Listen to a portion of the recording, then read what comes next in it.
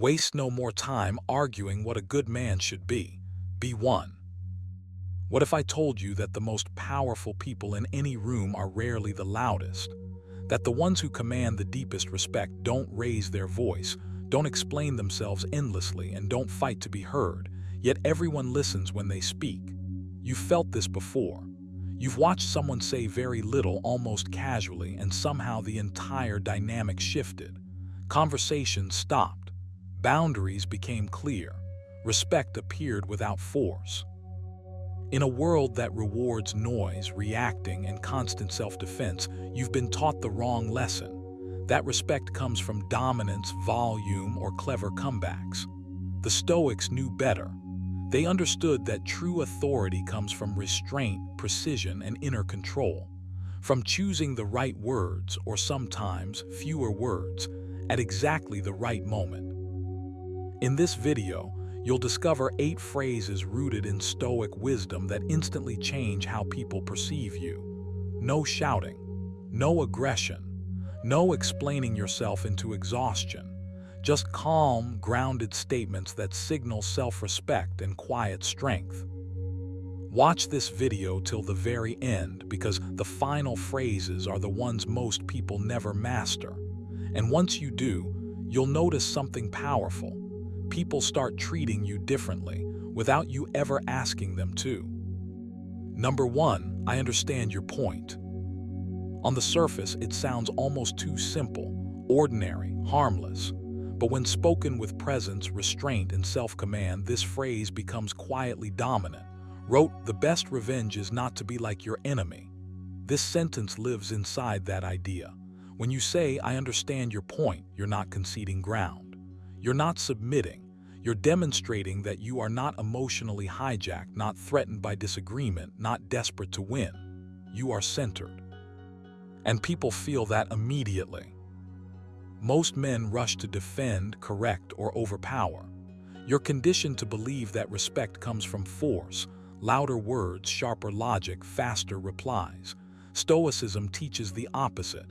Power begins where reactivity ends. When you calmly say, "I understand your point," you pause the entire interaction. You don't resist. You don't absorb. You simply acknowledge. That alone disarms tension because it removes friction. Epictetus warned, "If you want to improve, be content to be thought foolish and stupid." This phrase reflects that courage. You are willing to appear calm instead of combative, and paradoxically, that's what elevates you. Here's the deeper truth. Understanding does not equal agreement. Most people confuse the two. You don't. When you say this sentence, you are claiming intellectual and emotional sovereignty. You are signaling that your sense of self is not up for negotiation. You can comprehend another perspective without letting it rearrange your values. That's rare. That's commanding. And it forces the other person to slow down because they no longer have resistance to push against. You'll notice something subtle when you start using this phrase intentionally. The moment you say it, your body relaxes, your breath steadies, you stop performing. Seneca said, "He who is brave is free." This is emotional bravery. You are free from the need to dominate the moment, free from the urge to prove yourself. And because you are free, others instinctively recalibrate their tone around you. This phrase works because it reflects inner order. Stoicism is not about winning arguments, it's about mastering impressions. You're not here to control people, you're here to control yourself. When you say, "I understand your point," you are practicing what meant when he wrote, "You have power over your mind, not outside events." You're choosing composure over chaos. And that choice compounds. To internalize this, you need to train your nervous system, not just your vocabulary. Start with silence. Each day, practice delaying your response by a single breath when challenged. Not to plan a reply, but to feel the pause. That pause is where authority lives. Then mentally rehearse the phrase not as words, but as a posture. Calm eyes, relaxed jaw, stillness. You're not trying to convince. You're listening without surrendering yourself. Another practice is internal agreement without verbal alignment. When someone speaks, Repeat their position silently in your own words. This isn't for them, it's for you. It builds the habit of comprehension without absorption.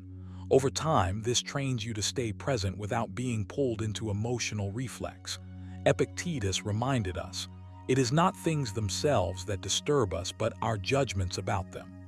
This exercise weakens that disturbance. You'll also want to detach this phrase from outcomes. Don't use it to manipulate. Don't use it hoping the other person will soften. Use it because it reflects who you are becoming. A man who does not chase validation. A man who doesn't escalate to feel significant. A man who lets his calm speak before his words ever do. There will be moments when everything in you wants to argue. That's your cue. That's where growth happens. Say the phrase anyway. Feel the resistance. Let it pass. You're strengthening something deeper than social skill. You're strengthening self-command. Seneca wrote, "The greatest power is to be master of yourself." This is how that mastery looks in real time. Over time, people will respond differently to you, not because you demanded respect, but because you stopped begging for it. Your voice will slow. Your words will carry weight. And when you finally choose to speak more, it will matter. Adopt this phrase as a discipline, not a trick. Use it sparingly. Use it sincerely. Let it reshape how you meet opposition. And remember, true authority is quiet, grounded, and unmoved. That's the Stoic way. Number 2, that's not acceptable to me. At first glance, it looks simple. Almost too simple. Just 5 words. No explanation, no apology, no raised voice. And yet those 5 words carry a quiet authority that most people never learn to wield. The Stoics understood this deeply. Epictetus reminded us that if you want to improve, be content to be thought foolish and stupid. What he was really pointing at is this: the moment you stop negotiating your inner standards with the outside world, your presence changes. When you say, "That's not acceptable to me," you're not trying to dominate, convince, or perform. You're drawing a line around your values and calmly standing inside it. Most people struggle with this phrase not because it's unclear, but because it forces you to confront your own hesitation. You can't say it convincingly if you don't know what you tolerate and what you don't. The Stoics were ruthless about clarity, wrote about living in alignment with nature, and by nature he meant reason, self-respect, and inner order. When you speak this phrase, you're declaring that your internal order matters more than external approval. There's no heat in it. No drama. Just grounded certainty. And that certainty is what people feel immediately, even if they don't consciously understand why. You don't use this phrase to control outcomes. You use it to protect your character. That distinction matters. Stoicism never promised influence through force. It taught influence through self-mastery. When you say, "That's not acceptable to me," you're not asking for permission to have boundaries. You're stating a fact about yourself. Seneca warned that he who lives in harmony with himself lives in harmony with the universe. This phrase is harmony made audible. It tells the world where you stand without trying to push it anywhere else. To use it well, you have to let go of the urge to justify. Justification weakens boundaries. Explanations invite debate. This phrase does neither. It ends the discussion at the level that matters most, your standards. And here's the uncomfortable truth. The more you feel the impulse to over-explain, the more you need this phrase. Respect doesn't come from how much logic you offer. It comes from how little you betray yourself. When you speak plainly and stop filling silence with nervous words, you signal emotional discipline. People may not like it, but they will register it. There's a subtle confidence that emerges when you internalize this. You stop scanning faces for approval. You stop rehearsing conversations in your head. You start trusting your judgment. That trust compounds over time. The Stoics believed that repetition shapes the soul, urged himself to practice philosophy daily, not as theory but as action. This phrase is a daily practice. Each time you use it internally or externally, You reinforce the idea that your values are not up for auction. Here's a habit to build.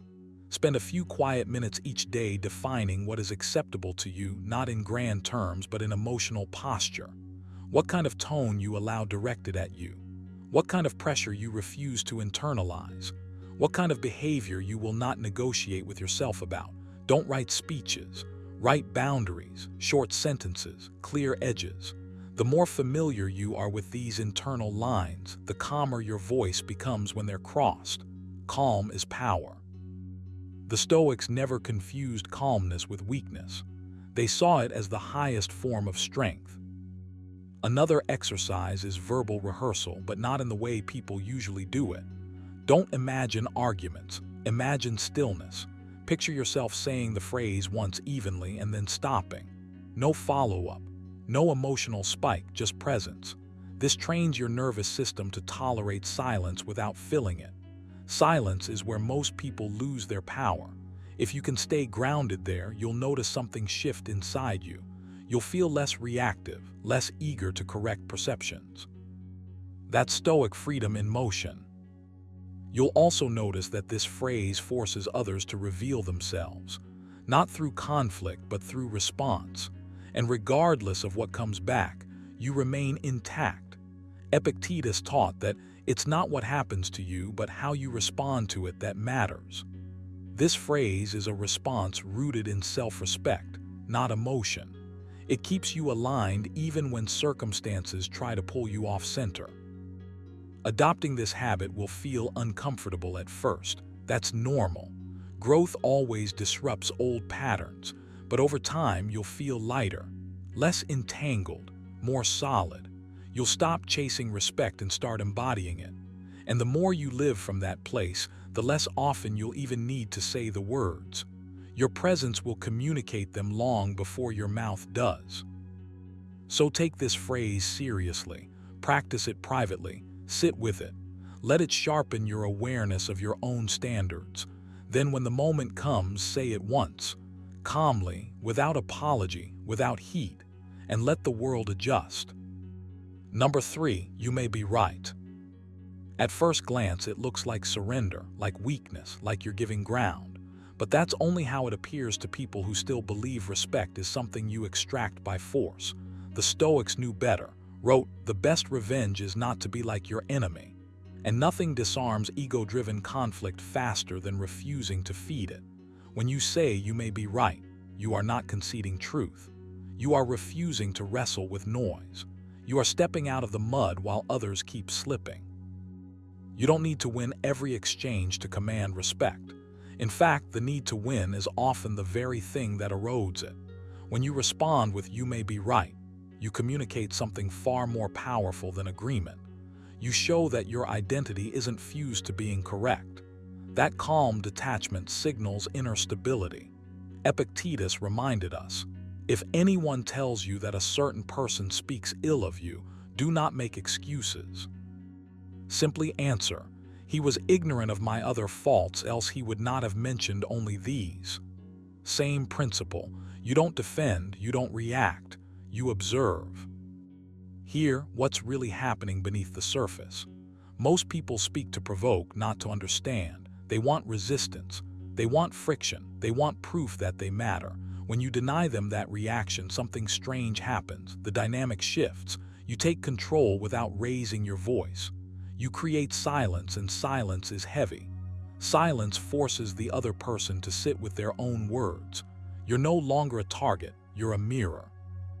But this phrase only works when it's real, not sarcastic, not passive-aggressive. It has to come from a place of genuine composure. That's the discipline. Stoicism isn't about clever lines, it's about internal mastery. Seneca warned, "No man is free who is not master of himself." If your emotions are pulling the strings, "You may be right" will sound hollow. If you are grounded, it lands like stone. This is where you start training yourself. Not in conversations, but in solitude. Begin by loosening your grip on being right. Notice how often your mind rushes to correct, to interrupt, to prove. That impulse is the ego flaring up, desperate to secure status. Each time you feel it, pause, don't suppress it, observe it, practice this relentlessly. You don't have to turn this into something. It doesn't have to upset you. Repeat that line until it becomes muscle memory. Now take action. Make this a daily exercise. Throughout your day, practice letting thoughts pass without arguing with them. If a judgment arises, say internally, I might be mistaken. This isn't self-doubt, it's flexibility. You're training your nervous system to stay relaxed under perceived threat. Over time, that calm will spill into your speech naturally. When you say you may be right, it won't be a tactic. It will be a reflection of who you've become. Another exercise, rehearse silence. Not avoidance, silence with presence. Sit still for 5 minutes each day and do nothing but breathe and observe. When thoughts try to drag you into imaginary debates, let them dissolve. This strengthens the same mental muscle you use when choosing not to engage verbally. Epictetus said, "We have 2 ears and 1 mouth so that we can listen twice as much as we speak." Most people never train that restraint. You will. Understand this too. Respect doesn't come from dominance. It comes from predictability and self-control. When people realize they cannot pull you into chaos, they instinctively adjust how they approach you. Your words slow down. Your presence settles the room. You don't chase validation because you don't outsource your worth. Saying, "You may be right," communicates that without ever stating it. There's also a deeper layer. This phrase protects your energy. Every unnecessary argument drains attention you could be investing in growth, focus, and direction. Seneca warned about this kind of leakage. It is not that we have a short time to live, but that we waste much of it. Each time you disengage from pointless friction, you reclaim that time. That's power. But don't misunderstand. This is not about agreeing with falsehoods. It's about choosing the battlefield. Truth does not require your constant defense. If something is solid, it stands whether you argue or not. The Stoics trusted reality more than rhetoric. When you say you may be right, you're saying, I don't need to fight this. That confidence is rare, and rarity commands respect. So adopt this habit deliberately, not to manipulate but to refine yourself. Let go of the reflex to explain. Release the urge to dominate conversations. Practice responding instead of reacting. Each time you do, you strengthen your inner spine, and over time people will feel it. Not because you demanded respect, but because you no longer need to. Number 4, let's keep this respectful. On the surface, it sounds simple, almost boring. But when you understand it deeply and use it correctly, this sentence becomes a quiet line in the sand. Not aggressive, not defensive, just immovable. You're not asking for respect. You're assuming it. And that assumption alone shifts the entire dynamic. When you say these words calmly, without tension in your body or urgency in your voice, you signal something powerful. You already value yourself enough to expect basic standards, and you're not willing to continue without them. Most people try to command respect by raising their volume, sharpening their tone, or stacking clever arguments. Stoicism teaches the opposite. Reminded himself, the best revenge is to be unlike him who performed the injury. This phrase follows that logic. You don't mirror chaos. You don't absorb disrespect. You don't escalate. You simply name the standard and stand still. That stillness is what unsettles people, because now the spotlight is on their behavior, not your reaction. Notice how this phrase doesn't accuse, it doesn't explain, it doesn't justify. There's no emotional leak in it. You're not saying you're being disrespectful, which invites denial or counterattack. You're saying this is the standard from here forward. Stoics understood that clarity beats force every time. Epictetus taught that you should focus only on what's within your control. You cannot control how others speak, but you can control what you allow to continue. This sentence does exactly that. It draws a boundary without drama. To make this phrase work, your internal state matters more than the words themselves. If you say it while seeking approval, it collapses. If you say it while hoping the other person will agree, it weakens. But when you say it from a grounded place, where you've already accepted that walking away is an option, it carries weight. Respect is rarely granted to those who need it. It's given to those who can live without it. That's the paradox Stoicism keeps pointing you toward. You need to practice this internally before you ever say it out loud. Start by noticing how often you tolerate subtle disrespect in your own thoughts, self-mockery, over-explaining, mentally rehearsing arguments you'll never need. Seneca warned, "We suffer more often in imagination than in reality." Each time you catch yourself shrinking internally, pause, straighten your posture, slow your breath. Remind yourself that your worth is not negotiated moment to moment. This mental rehearsal is the foundation. Without it, the phrase becomes empty noise. When you finally say, "Let's keep this respectful," say it once. No follow-up, no lecture. Silence afterward is part of the message. Silence tells the other person you're comfortable with tension, and comfort with tension is one of the rarest forms of power. Most people rush to fill space. You don't. You let the standard sit in the air. Wrote, "You always own the option of having no opinion." Silence is often the most disciplined opinion you can offer. This phrase also trains you. It trains you to respond instead of react, to choose composure over impulse. Each time you use it, you reinforce a habit of emotional restraint. And restraint is magnetic, not because it's impressive, but because it's rare. In a world addicted to overreaction, calm feels authoritative. You're not trying to dominate. You're refusing to descend. Here's a simple exercise to embed this into your behavior. Spend a few minutes each day visualizing yourself encountering tension. Don't imagine the other person. Focus on your body, your breathing, your tone. See yourself staying relaxed. Hear yourself saying the phrase slowly, evenly, without edge. Then imagine stopping. No extra words. This is not fantasy. This is mental training. The Stoics used preparing the mind in advance, so life wouldn't catch them unarmed. Another practice, write the phrase down and ask yourself what you must believe about yourself for it to feel natural, not forced. Natural. You'll uncover beliefs about worth, scarcity, and fear of loss. Challenge those beliefs gently. Replace them with this Stoic truth. Your value is not created in conversation. It's revealed by how you conduct yourself. "Let's keep this respectful" is not about controlling others. It's about aligning your actions with your standards. When you live that alignment consistently, respect follows, not because you demanded it, but because your presence leaves no room for anything less. Number 5, I don't need to explain myself. Read that again slowly. Feel the weight of it. This phrase is not defiance. It's not arrogance. It's quiet sovereignty. It's the moment you stop leaking energy into conversations that demand justification for your existence, your choices, your pace, your silence. Most people exhaust themselves trying to be understood. The Stoic path teaches you something sharper. You don't owe clarity to those who demand control. When you internalize this, your presence changes. You stop reacting. You stop negotiating your worth.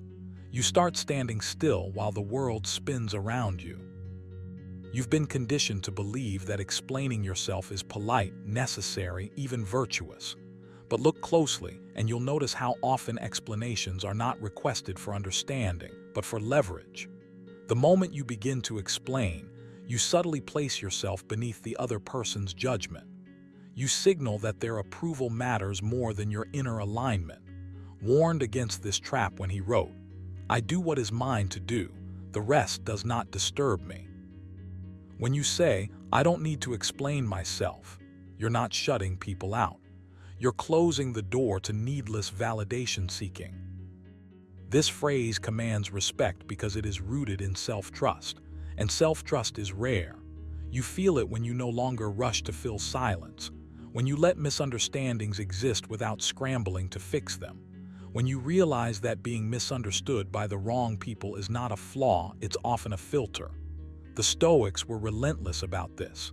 Epictetus made it clear, if you want to improve, be content to be thought foolish or wrong. That's not weakness, that's insulation. You're choosing long-term strength over short-term relief. There's a deep psychological shift that happens when you adopt this phrase as a principle rather than a line. You stop narrating your decisions in your head as if someone is always watching. You begin acting from conviction instead of defense. Defense drains you, conviction steadies you, and the calm that follows is noticeable. People may not like it, they may test it, but they will feel it. Respect often arrives quietly after resistance fades. Now, this isn't about becoming cold or dismissive. Stoicism never asks you to abandon reason or empathy. It asks you to abandon emotional dependency. There's a difference. You can still explain when you choose to. The power lies in the choice. Seneca put it perfectly. He is most powerful who has power over himself. Every time you resist the impulse to over-clarify, to over-justify, to overshare, you reclaim a piece of that power. Here, where practice begins. For the next few days, notice how often you mentally rehearse explanations that were never requested. Catch yourself. Pause, breathe, say nothing out loud or internally. Let the urge pass. That discomfort you feel, that's withdrawal from approval. Stay with it. Another exercise, when questioned internally, when your own mind demands justification, answer it with silence. Not resistance, not argument, just stillness. You're training yourself to become your own authority. Another practice is alignment checking. Before you speak, ask yourself one quiet question. Am I explaining to clarify or explaining to be accepted? If it's the second, stop. You don't need to announce your boundary. You enforce it by honoring it.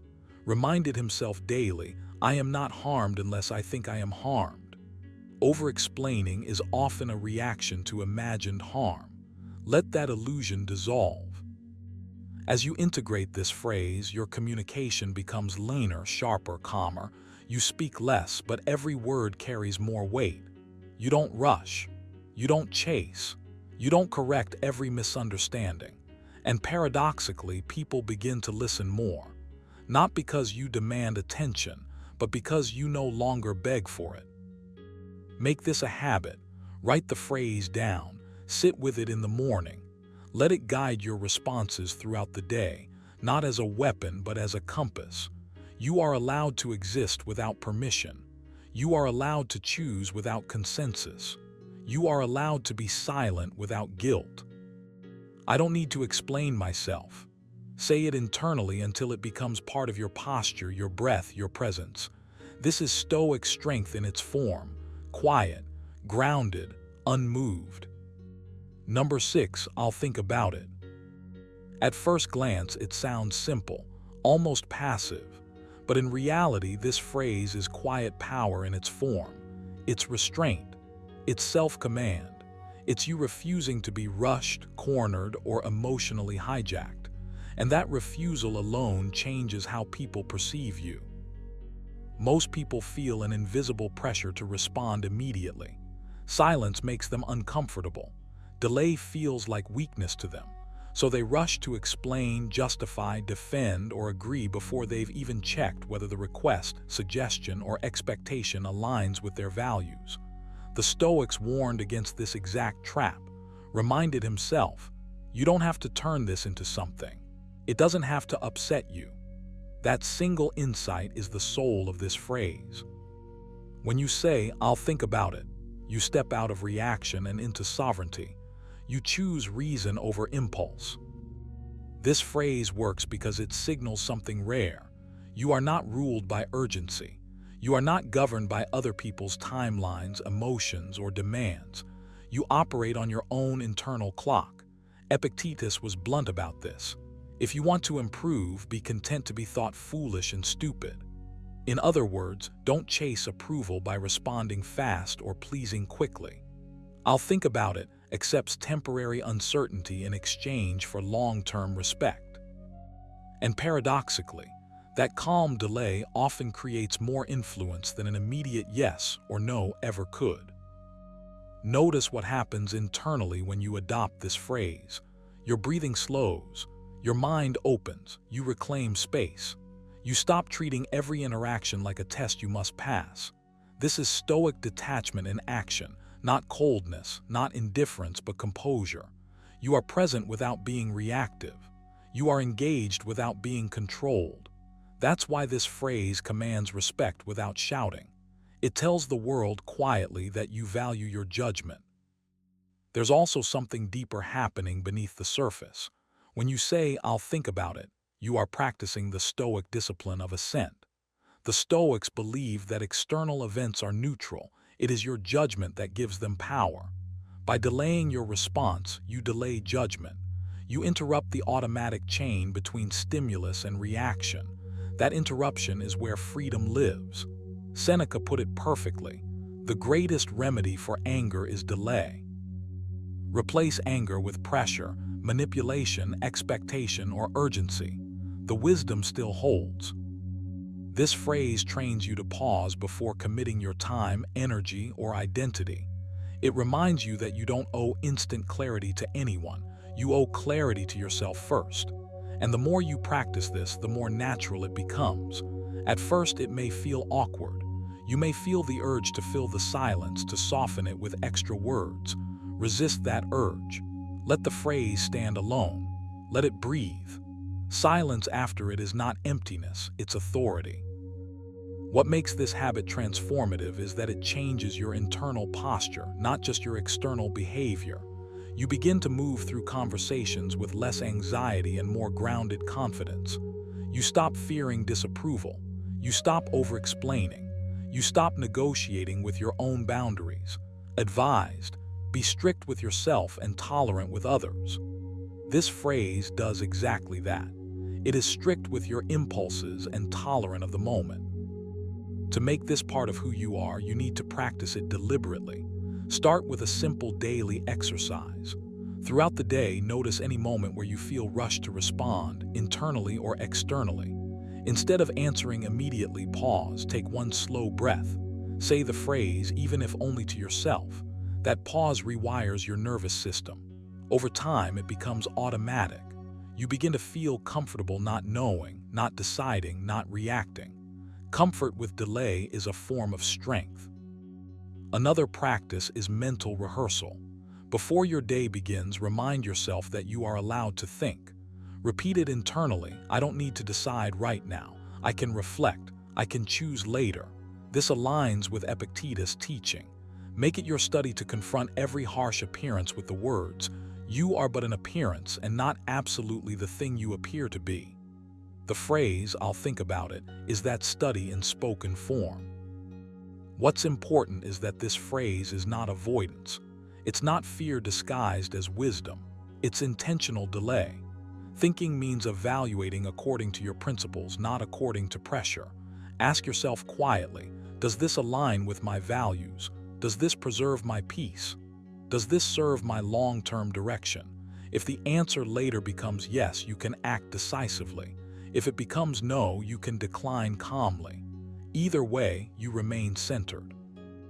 As you adopt this habit, you'll notice something subtle but powerful. People start choosing their words more carefully around you. Not because you dominate them, but because your calm presence changes the tone of the interaction. You become someone whose decisions are respected because they are not easily extracted. Seneca warned, "He who is everywhere is nowhere."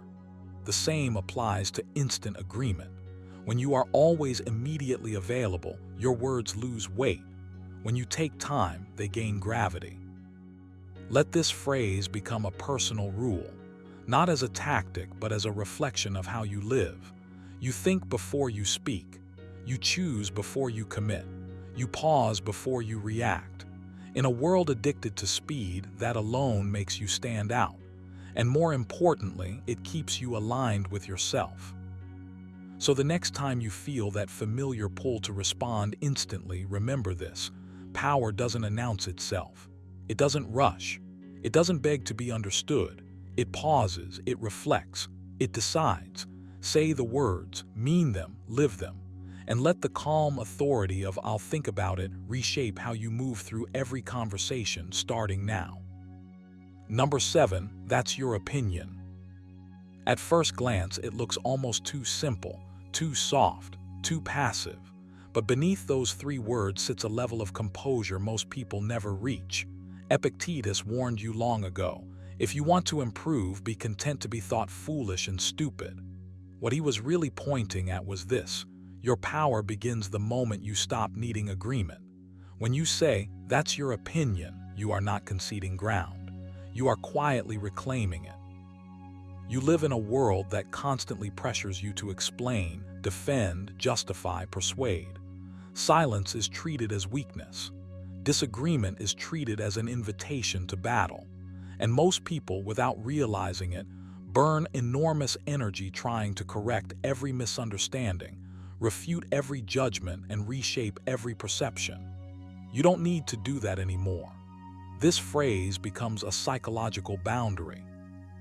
It tells the other person without hostility that their interpretation belongs to them, not to you.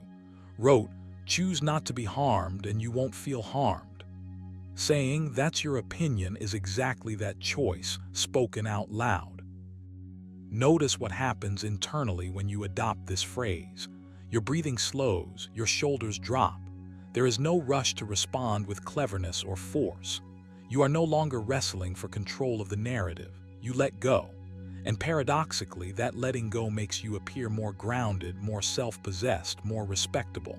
People sense when you are rooted in yourself. They feel it before they can explain it. You're not trying to win them over. You're not trying to dominate the moment. You're simply standing where you are. This phrase works because it removes fuel. Opinions thrive on resistance. They grow louder when you push back emotionally. But when you calmly acknowledge that what's being expressed is just a viewpoint, not a verdict, not a command, not a truth, you collapse the tension instantly. Seneca put it bluntly, "No man is hurt but by himself." When you stop internalizing other people's words, they lose their ability to disturb you. And when you are not disturbed, you are difficult to disrespect. Here, where most people struggle. They think respect comes from being understood. It doesn't. Respect comes from self-trust. When you respond with "that's your opinion," you are signaling that your identity doesn't depend on external validation. You don't rush to prove intelligence.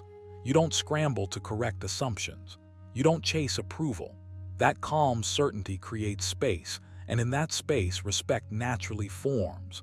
Not because you demanded it, because you didn't need to. You can train this. Start by noticing the internal itch to respond.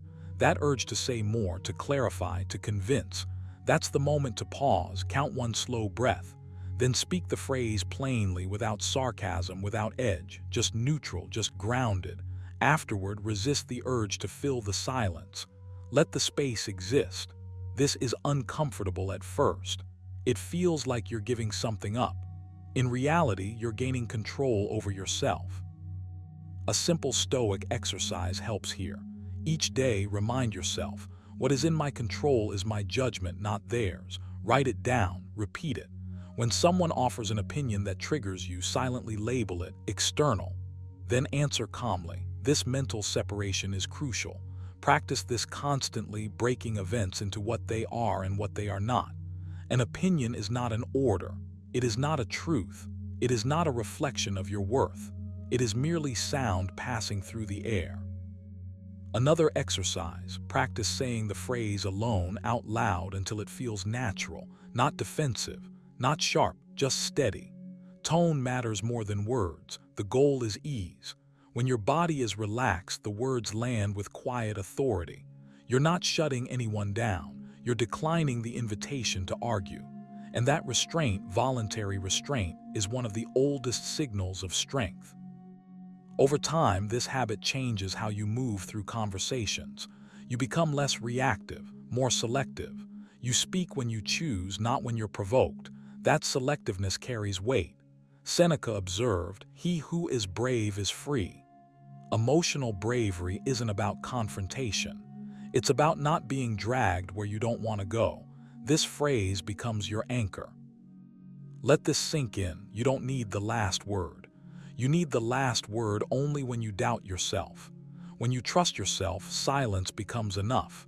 That's your opinion isn't an ending, it's a boundary, and boundaries are deeply respectable. They show that you know where you stand and you don't need to shout from there. Adopt this as a daily discipline. Use it sparingly. Use it sincerely. Let it remind you that peace is stronger than dominance and calm outlasts noise. Each time you choose composure over compulsion, you reinforce your own authority, not over others, but over yourself. And that is where real respect begins. Number 8. Silence with calm eye contact. Silence, when paired with calm eye contact, is not absence. It is presence sharpened to a point. Most people rush to fill space with words because stillness exposes them. You don't do that anymore. You let silence work on your behalf. Wrote, let your bearing be graceful and unforced. That grace is never loud. It doesn't announce itself. It simply stands grounded, unmoved. When you stop reacting instantly, when you hold your gaze steady and allow a pause to exist, you step out of the emotional marketplace where everyone is bargaining for attention. You choose a higher ground. And from there, respect starts to form without you asking for it. You've been conditioned to believe that power comes from having the perfect reply, the sharp comeback, the decisive statement. Stoicism teaches the opposite. Power comes from mastery over impulse. Epictetus reminded us, if you want to improve, be content to be thought foolish and stupid. Silence often feels risky because it removes the mask, but that discomfort is the gateway. When you hold calm eye contact and say nothing, you signal that you are not rushed, not threatened, not seeking approval. You are present with yourself. That alone shifts the dynamic. People feel it even if they can't explain it. This is not about starring or posturing. Calm eye contact is soft, grounded, almost indifferent. You're not trying to dominate, you're refusing to scramble. Silence gives your nervous system time to settle. It keeps you from leaking energy, and in that pause you gain clarity. Words spoken after silence carry more weight because they are chosen, not spilled. Seneca said, "He who is brave is free." Silence is bravery in its quietest form. It's the courage to let the moment breathe. If you want to build this habit, start by noticing your urge to speak. Don't fight it aggressively, just observe it. When a moment arises that usually triggers a response, take one slow breath and keep your eyes relaxed and steady. Let your face remain neutral. Feel your feet, feel your posture. You're training yourself to stay anchored. This is Stoic discipline in action. You're choosing response over reaction. Each pause strengthens that muscle. Silence also forces others to reveal themselves. When you don't rush to explain, justify, or defend, the other side often fills the gap. You don't need to push. You don't need to probe. Your stillness becomes a mirror. Advised, be like the cliff against which the waves continually break. Calm eye contact is that cliff. The waves crash. You remain. Practice this daily in low-stakes moments. Stand in front of a mirror and hold your own gaze for 1 minute without changing expression. Notice how quickly your mind tries to escape. This is not vanity, it's self-familiarity. You are learning to be comfortable with yourself without performance. Another exercise is intentional pauses. When you feel compelled to speak, count silently to 3 before deciding if words are necessary. Often they are. This isn't withdrawal, it's precision. There will be moments when silence feels misunderstood. Let it. Stoicism never promised comfort, it promised freedom. Seneca warned, "No man is free who is not master of himself." Silence with calm eye contact is mastery made visible. You're not shutting down, you're standing firm. You're showing that your value does not fluctuate based on immediate validation. Over time, something subtle happens. Your presence changes. You speak less, but when you do, people listen. You're no longer competing for space. You're occupying it naturally. This is not a trick, it's alignment. You're acting in accordance with your inner state, and that coherence is felt. Respect grows where there is consistency between what you feel, what you show, and what you say. Adopt this as a daily discipline. Treat silence as a tool, not a void. Pair it with relaxed eye contact, steady breathing, and grounded posture. Let moments unfold without rushing to control them. You don't need to win every exchange. You need to remain centered. As Epictetus taught, seek not that events should happen as you wish, but wish them to happen as they do, and your life will go smoothly. Silence allows events to reveal themselves before you decide your move. This is how you command respect without shouting. You don't demand it, you embody it. And it begins the moment you choose stillness over noise, presence over performance, and calm over compulsion. Start today. Pause longer. Look calmly. Say less. Let your silence speak. Before you go, remember this. Respect is never demanded, it's revealed. The Stoics understood this long before modern psychology tried to explain it. You don't command respect by raising your voice, over-explaining yourself, or trying to win every exchange. You command it when your words are few, your tone is calm, and your self-control is unmistakable. Every phrase you heard today is a reminder that power lives in restraint. When you speak less but mean more, when you stay composed while others react, you signal something deeper than confidence. You signal authority over yourself. And as Epictetus taught, no man is free who is not master of himself. That mastery is what people feel when they respect you. So don't rush to use these phrases. Let them emerge naturally from your presence, your boundaries, and your inner discipline. Practice them in silence first, because the strongest voice in the room is often the one that doesn't need to compete. If this video sharpened your perspective, make sure to like it, subscribe for more Stoic wisdom, and share it with someone who needs to reclaim calm authority in their life. Stay steady, stay disciplined, and remember, true respect follows the man who governs himself. You have power over your mind, not outside events. Realize this, and you will find strength. What if I told you that most people aren't failing because they're weak, they're failing because they're unaware? Unaware of how predictable their reactions are. Unaware of how easily they're manipulated. Unaware that their emotions are being pulled like strings by people who think 3 moves ahead. And if you're honest, you felt this too, moments where you reacted too fast, trusted too much, spoke when silence would made you powerful, or realized too late that someone outplayed you. Stoicism was never about being passive or emotionless.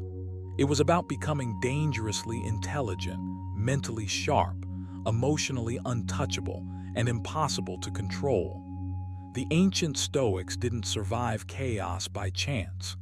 They followed ruthless lessons that stripped away illusion, sharpened perception, and turned calm into a weapon. In this video, you'll learn 8 ruthless Stoic lessons that don't just make you smarter, they make you strategic. You'll see people differently. You'll respond instead of react. You'll move with precision while others move with impulse. Watch this video till the very end. Each lesson builds on the last, and missing even one means missing the edge.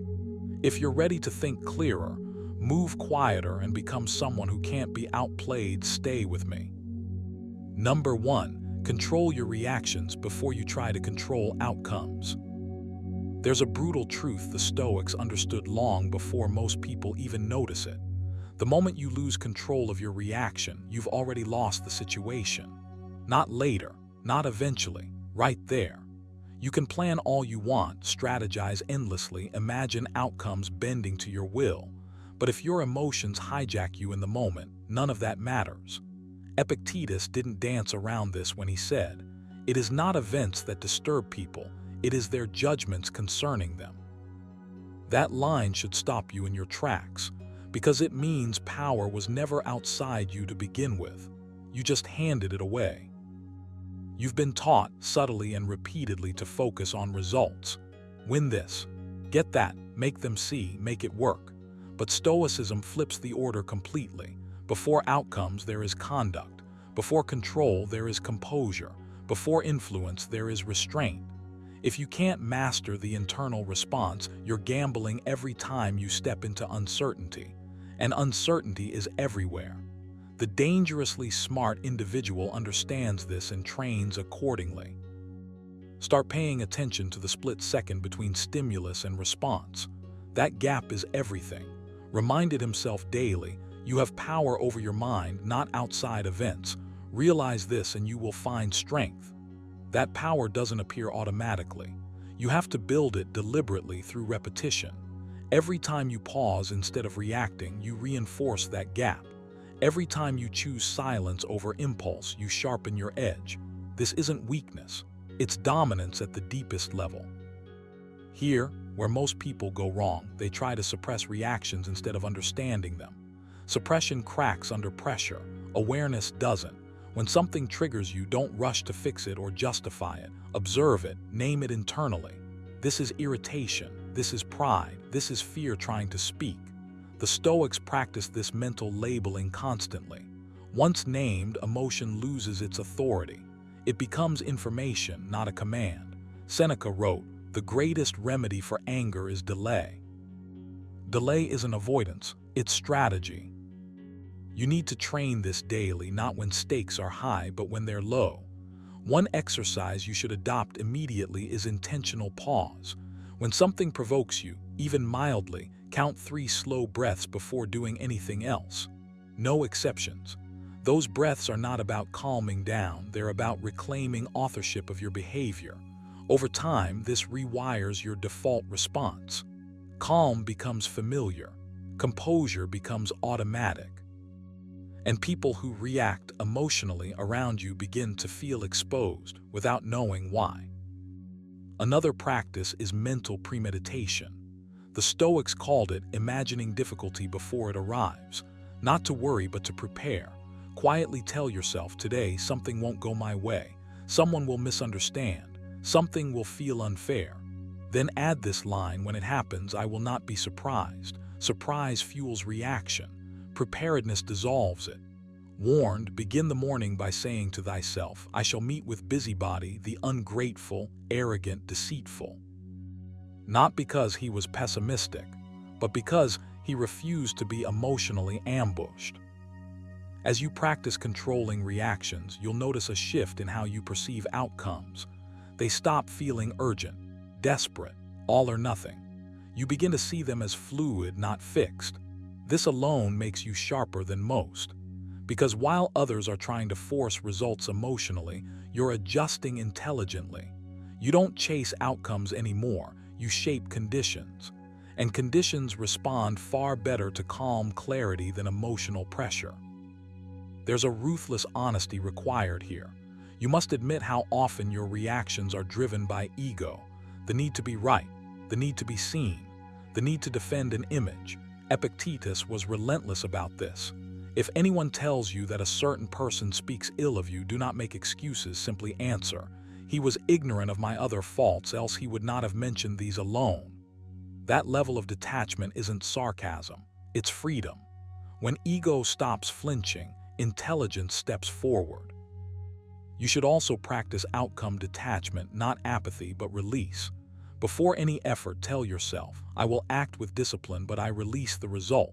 This doesn't make you passive, it makes you precise. When outcome anxiety fades, your reactions soften, your timing improves, you listen better, you choose better. Seneca put it plainly, he suffers more than necessary who suffers before it is necessary. Emotional overinvestment clouds judgment. Detachment clears it. Another exercise that will change you if you commit to it is daily reflection on reaction points. At the end of the day, ask yourself, where did I react instead of respond? What did it cost me internally? Don't dramatize it, just note it. Then ask, what would a composed response have looked like? This trains foresight. Over time, you begin to catch reactions before they happen, not after. That's when you know the training is working. As your reactions come under control, something unexpected happens. Outcomes start aligning more often without force. Not because the world obeys you, but because you stop sabotaging yourself. You stop speaking from agitation. You stop acting from urgency. You stop choosing short-term emotional relief over long-term advantage. This is why the Stoics were feared and respected, not for aggression, but for unshakable calm.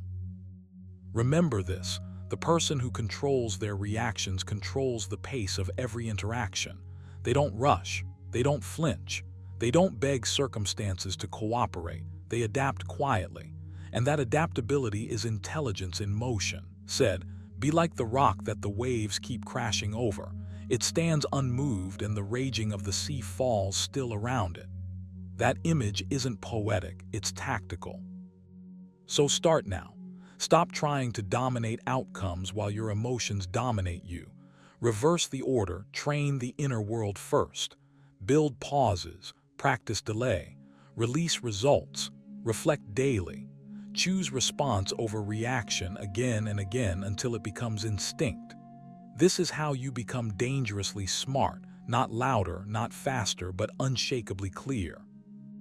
Number 2, detach your self-worth from approval and praise.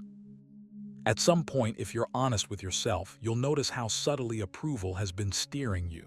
A raised eyebrow can slow you down. A compliment can push you off course. Silence can feel heavier than rejection. The Stoics saw this trap clearly. Reminded himself, I do my duty, other things trouble me not.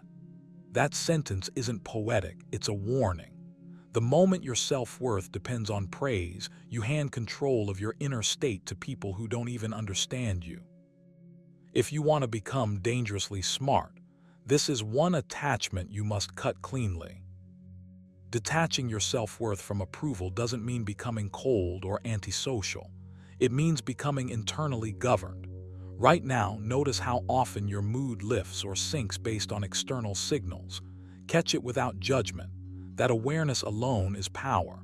Epictetus said, if you seek praise, you place your happiness in another's keeping.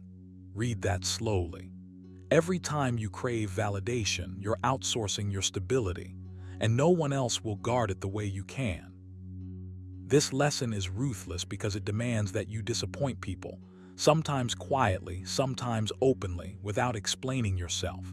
Your instinct will be to justify, soften, or seek reassurance. Resist that urge, not aggressively, calmly. You don't need to announce your independence, you live it. The first habit you must build is pausing before reacting to approval or criticism. When praise arrives, don't inflate. When disapproval appears, don't shrink. Just observe. Say internally, this is external. This is not me. Seneca warned, he who depends on another's approval makes his life a hostage. Hostages don't think clearly. Free men do. To detach, you must replace approval with something sturdier. A private standard, one that no one else votes on. Decide what earns your respect, not admiration, not applause, respect. Then measure yourself against that alone. This requires brutal honesty. No theatrics, no performance, just alignment. Ask yourself daily, did I act according to my values today, even when no one noticed? That question, repeated enough times, rewires you. It trains your mind to seek internal confirmation instead of external applause. Here's a practice you should adopt immediately: voluntary invisibility. Choose moments where you do the right thing without anyone knowing. No sharing, no hinting, no waiting to be acknowledged. This starves the ego's addiction to recognition and strengthens self-trust. Wrote, be content to seem what you really are. That contentment is a muscle. Train it. Another exercise is controlled indifference. When praise comes, don't reject it dramatically and don't absorb it greedily. Acknowledge it neutrally. Let it pass through you. Same with criticism. This isn't emotional suppression, it's emotional discipline. You're teaching your nervous system that external opinions are data, not directives. Epictetus was blunt. It is impossible for a man to learn what he thinks he already knows. Approval freezes growth because it convinces you you've arrived. Detachment keeps you sharp. You'll feel resistance here. The mind will whisper that approval equals safety. That praise means you're on the right path. Sometimes it does, but it's unreliable. Crowds are late to the truth, often wrong. Seneca cautioned, "What is good is not improved by being praised, nor bad made worse by being censured." If you anchor your worth internally, you gain clarity. You stop adjusting your behavior to fit shifting expectations. You act with precision, not popularity in mind. Build a habit of self-review, not self-comparison. At the end of the day, reflect quietly. Where did you seek approval unnecessarily? Where did you hold your ground? Don't dramatize it. Note it. Adjust tomorrow. This daily audit keeps your compass internal. Over time, you'll notice a change in how you speak. Fewer qualifiers, less explaining, more stillness. Words land heavier when they aren't trying to impress. Detachment also requires reducing exposure, not isolation but selectivity. Too much noise feeds the approval instinct. Opinions pile up. You start performing unconsciously. Create intentional silence. Sit with your thoughts without reaching for validation.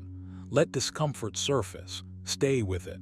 Advised, retire into yourself. That retreat isn't escape, it's. You may fear that without approval, motivation will disappear. The opposite happens. When praise no longer fuels you, purpose takes over. You move because it's right, not because it's rewarded. That's dangerous intelligence. It makes you unpredictable to manipulation. Immune to flattery, steady under pressure. People sense it, but you don't need them to. Here's a final practice. Rewrite your internal dialogue. Replace "do they approve" with "do I respect this choice." Replace "how will this look" with "is this aligned." Do it consciously at first. Slowly it becomes automatic. Epictetus summarized the whole lesson. Make the best use of what is in your power and take the rest as it happens. Approval isn't in your power. Your character is. Detaching your self-worth from praise isn't a one-time decision. It's a daily discipline. Some days you'll slip. That's fine. Return to center. Return to your standard. Over time, you'll notice something unmistakable. You think clearer, move cleaner, and stand firmer. You don't chase. You don't flinch. You become difficult to control because you are no longer trying to be liked. That's when you become dangerously smart. Number 3, learn to say no without explaining yourself. One of the most dangerous skills you can develop is also one of the quietest. Learning to say no and letting it stand on its own. No defense, no story, no softening language to make others comfortable. Just no. The Stoics understood this deeply because they understood something most people still resist. Every yes you give without intention is a piece of your life you will never get back. Seneca warned, "It is not that we have a short time to live, but that we waste a lot of it." When you explain yourself endlessly, you are wasting more than time. You are giving away authority over your own choices. You were not put here to be agreeable. You were put here to be aligned, and alignment requires refusal. The need to explain comes from a subtle fear, the fear of being misunderstood, disliked, or judged as selfish. But here is the ruthless truth. People who demand explanations for your boundaries are not interested in understanding you. They are testing whether your no is real. Epictetus made this painfully clear when he said, "If you wish to be free, do not wish to be anything that depends on others." The moment your no requires approval, it is no longer yours. Saying no without explaining yourself doesn't make you cold. It makes you clear. It signals that you trust your own judgment enough not to argue it in public. You stop treating your decisions like a courtroom case and start treating them like facts. This shift alone changes how people interact with you, not because you became louder or harsher, but because you became harder to push. You're no longer negotiating your inner world with external pressure. This habit begins internally before it ever shows up in your words. You have to accept that not everyone will like your no. Some will feel disappointed, others irritated. A few will try to provoke guilt. Let that happen. Reminded himself, "I can keep my mind from being harmed and I have power over my own mind." Their reaction is not your responsibility. Your responsibility is to act according to reason, not emotional bargaining. Here's a practice you need to adopt immediately. Shorten your internal dialogue. When you feel the urge to justify, pause. Ask yourself one question: is my reason valid to me? If the answer is yes, stop there. That's enough. You don't owe transparency to everyone who asks for access to your time, energy, or attention. Privacy is not deception, it's discipline. Another exercise is learning to tolerate silence after you say no. This is where most people break. They rush to fill the space with explanations because silence feels like rejection. Train yourself to let the silence sit. Breathe. Relax your shoulders. Say nothing more. This moment is where self-respect is built. Seneca wrote, "He who is brave is free." Bravery here doesn't look dramatic. It looks like restraint. You must also retrain how you define kindness. Kindness is not overextension. It's not self-sacrifice disguised as politeness. Stoicism never asked you to abandon others. It asked you not to abandon yourself. When you say no cleanly, you preserve your ability to say yes with intention later. That's not selfish. That's sustainable. Expect discomfort at first. You are unlearning years of conditioning. The mind will whisper that you are being unreasonable, that you should clarify, that you should smooth things over. Notice those thoughts. Do not obey them automatically. Epictetus advised, don't let the force of an impression knock you off your feet. Just say to it, "Wait for me a little." Create that pause. That pause is power. To strengthen this habit, start practicing no in low-stakes moments. Not to provoke, not to perform dominance, simply to honor your limits. Keep your tone neutral, calm, grounded, no emotion layered on top. You are not angry, you are not defensive, you are decided. Over time, your nervous system learns that nothing bad happens when you don't explain. In fact, something good happens. You feel intact. There's another layer to this lesson that most people miss. When you stop explaining yourself, you also stop overthinking other people's choices. You realize they don't owe you explanations either. This creates emotional independence on both sides. Less resentment, less mental noise, more clarity. Put it plainly, you always own the option of having no opinion. That includes opinions about how your boundaries are received. You will notice that some people retreat when you change this habit. Let them. Others will adjust. Let them too. You are not here to manage reactions. You are here to manage your life. A man who can say no without explanation is a man who has stopped outsourcing his self-worth. End each day with a simple reflection. Where did I say yes when I meant no? Where did I explain when I didn't need to? No judgment, just awareness. Tomorrow, do slightly better. This is how ruthless intelligence is built, not through force but through precision. And remember this, the most powerful no is quiet, grounded, and final. No performance, no apology, no explanation, just alignment. Live this long enough and you will feel it, your mind clearer, your time protected, your presence heavier. As Seneca said, life is long if you know how to use it. Saying no without explaining yourself is one of the sharpest tools you'll ever carry. Number 4, observe more than you speak. Silence is leverage. There's a kind of strength that doesn't announce itself. It doesn't rush to fill silence. It doesn't hurry to explain, impress, or defend. It watches, it listens, and it remembers. The Stoics understood this deeply. Epictetus put it plainly, "We have 2 ears and 1 mouth so that we can listen twice as much as we speak." That wasn't advice for politeness. It was strategy. Silence, when chosen deliberately, becomes leverage. And once you understand that, you stop giving your power away sentence by sentence. You've been conditioned to believe that speaking equals presence, that being heard equals being valued. But that belief quietly drains you. When you speak too much, you reveal your thinking before it's fully formed. You expose your emotions before you've mastered them. You give others information they didn't earn. Observing more than you speak reverses this imbalance. You begin to see patterns instead of reacting to moments. You notice intentions beneath words. You hear what isn't being said. Reminded himself, the best revenge is to be unlike him who performed the injury. Silence is often how that distance is created, not loudly but cleanly. This lesson asks you to slow down your tongue and sharpen your awareness, not because words are dangerous but because they're costly. Every unnecessary explanation is a withdrawal from your authority. Every impulsive comment is a clue you didn't need to give. When you speak less, your words start to carry weight. People lean in. They wait. They fill the gaps with their own assumptions, and those assumptions often reveal more than your talking ever could. This isn't manipulation, it's restraint. And restraint is a form of intelligence that compounds. To adopt this attitude, you must practice pausing.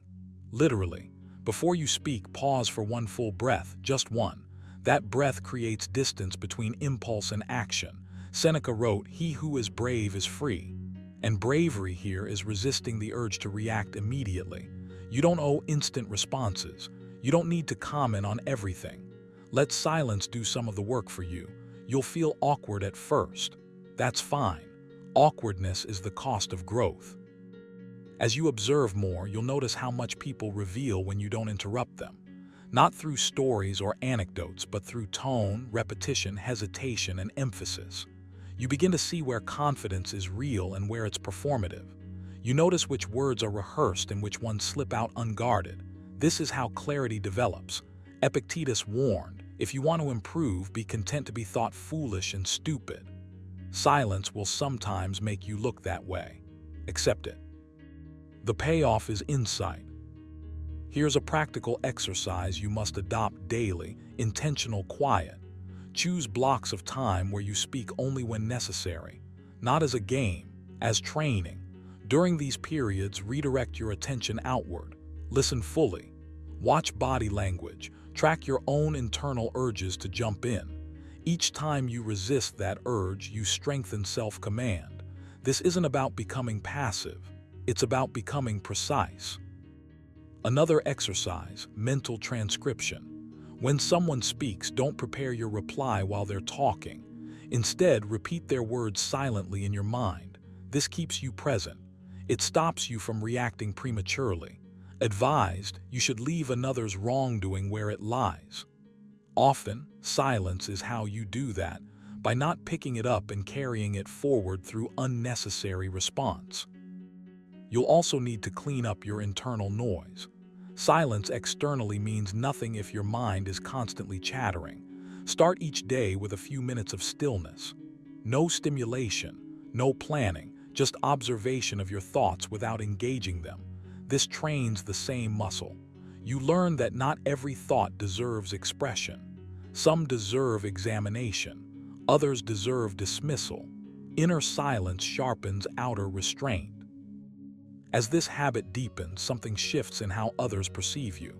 You're no longer predictable. You're no longer easily read, not because you're hiding, but because you're not leaking. Information flows toward you more than it flows out of you. And information is power when handled calmly.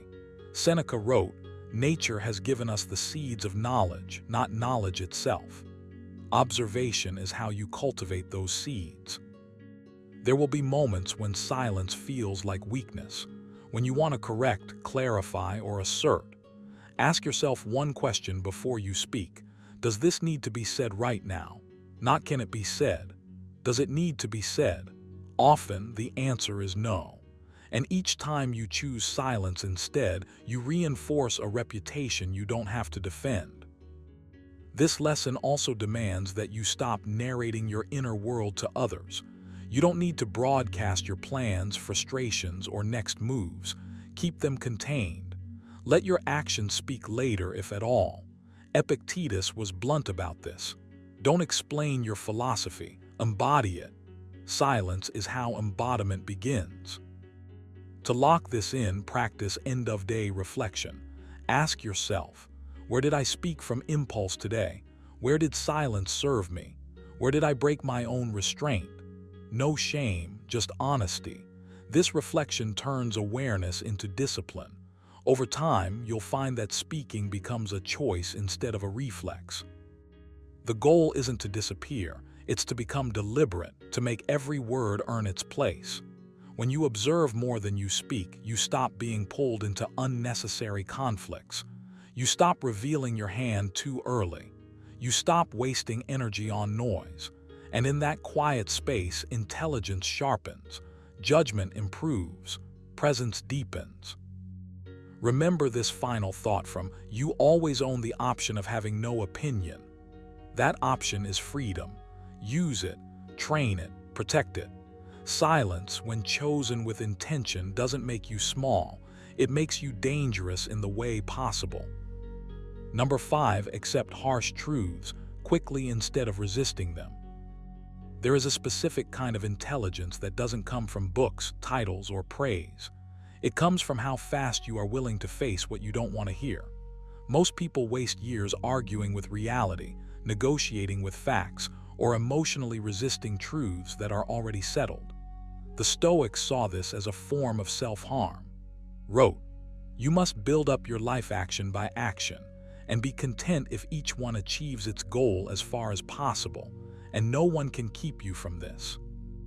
Notice what he implies. Reality doesn't wait for your comfort. It moves forward regardless. The question is whether you move with it or get dragged behind it. When you accept harsh truths quickly, you stop bleeding energy. Resistance is expensive. Denial drains you slowly. Excuses exhaust you. The moment you say this is what it is, something inside you relaxes, not because it feels good, but because the fight is over. You can finally think clearly. You can finally respond instead of react. Epictetus made this brutally clear when he said, "Don't seek for things to happen the way you want them to. Rather, wish that what happens happens the way it happens." That isn't passive. It's surgical. It cuts away emotional waste so you can act with precision. You need to train yourself to recognize resistance the instant it appears. It often shows up as irritation, defensiveness, rationalization, or the urge to explain yourself internally. The moment you feel that tightening in your chest or that mental urge to argue with what's already true, pause. Don't push it away. Don't dramatize it. Just label it. This is resistance. That simple act creates distance. And in that distance, intelligence emerges. You're no longer trapped inside the emotion. You're observing it. That's power. Here's a practice you must adopt if you want this lesson to reshape you.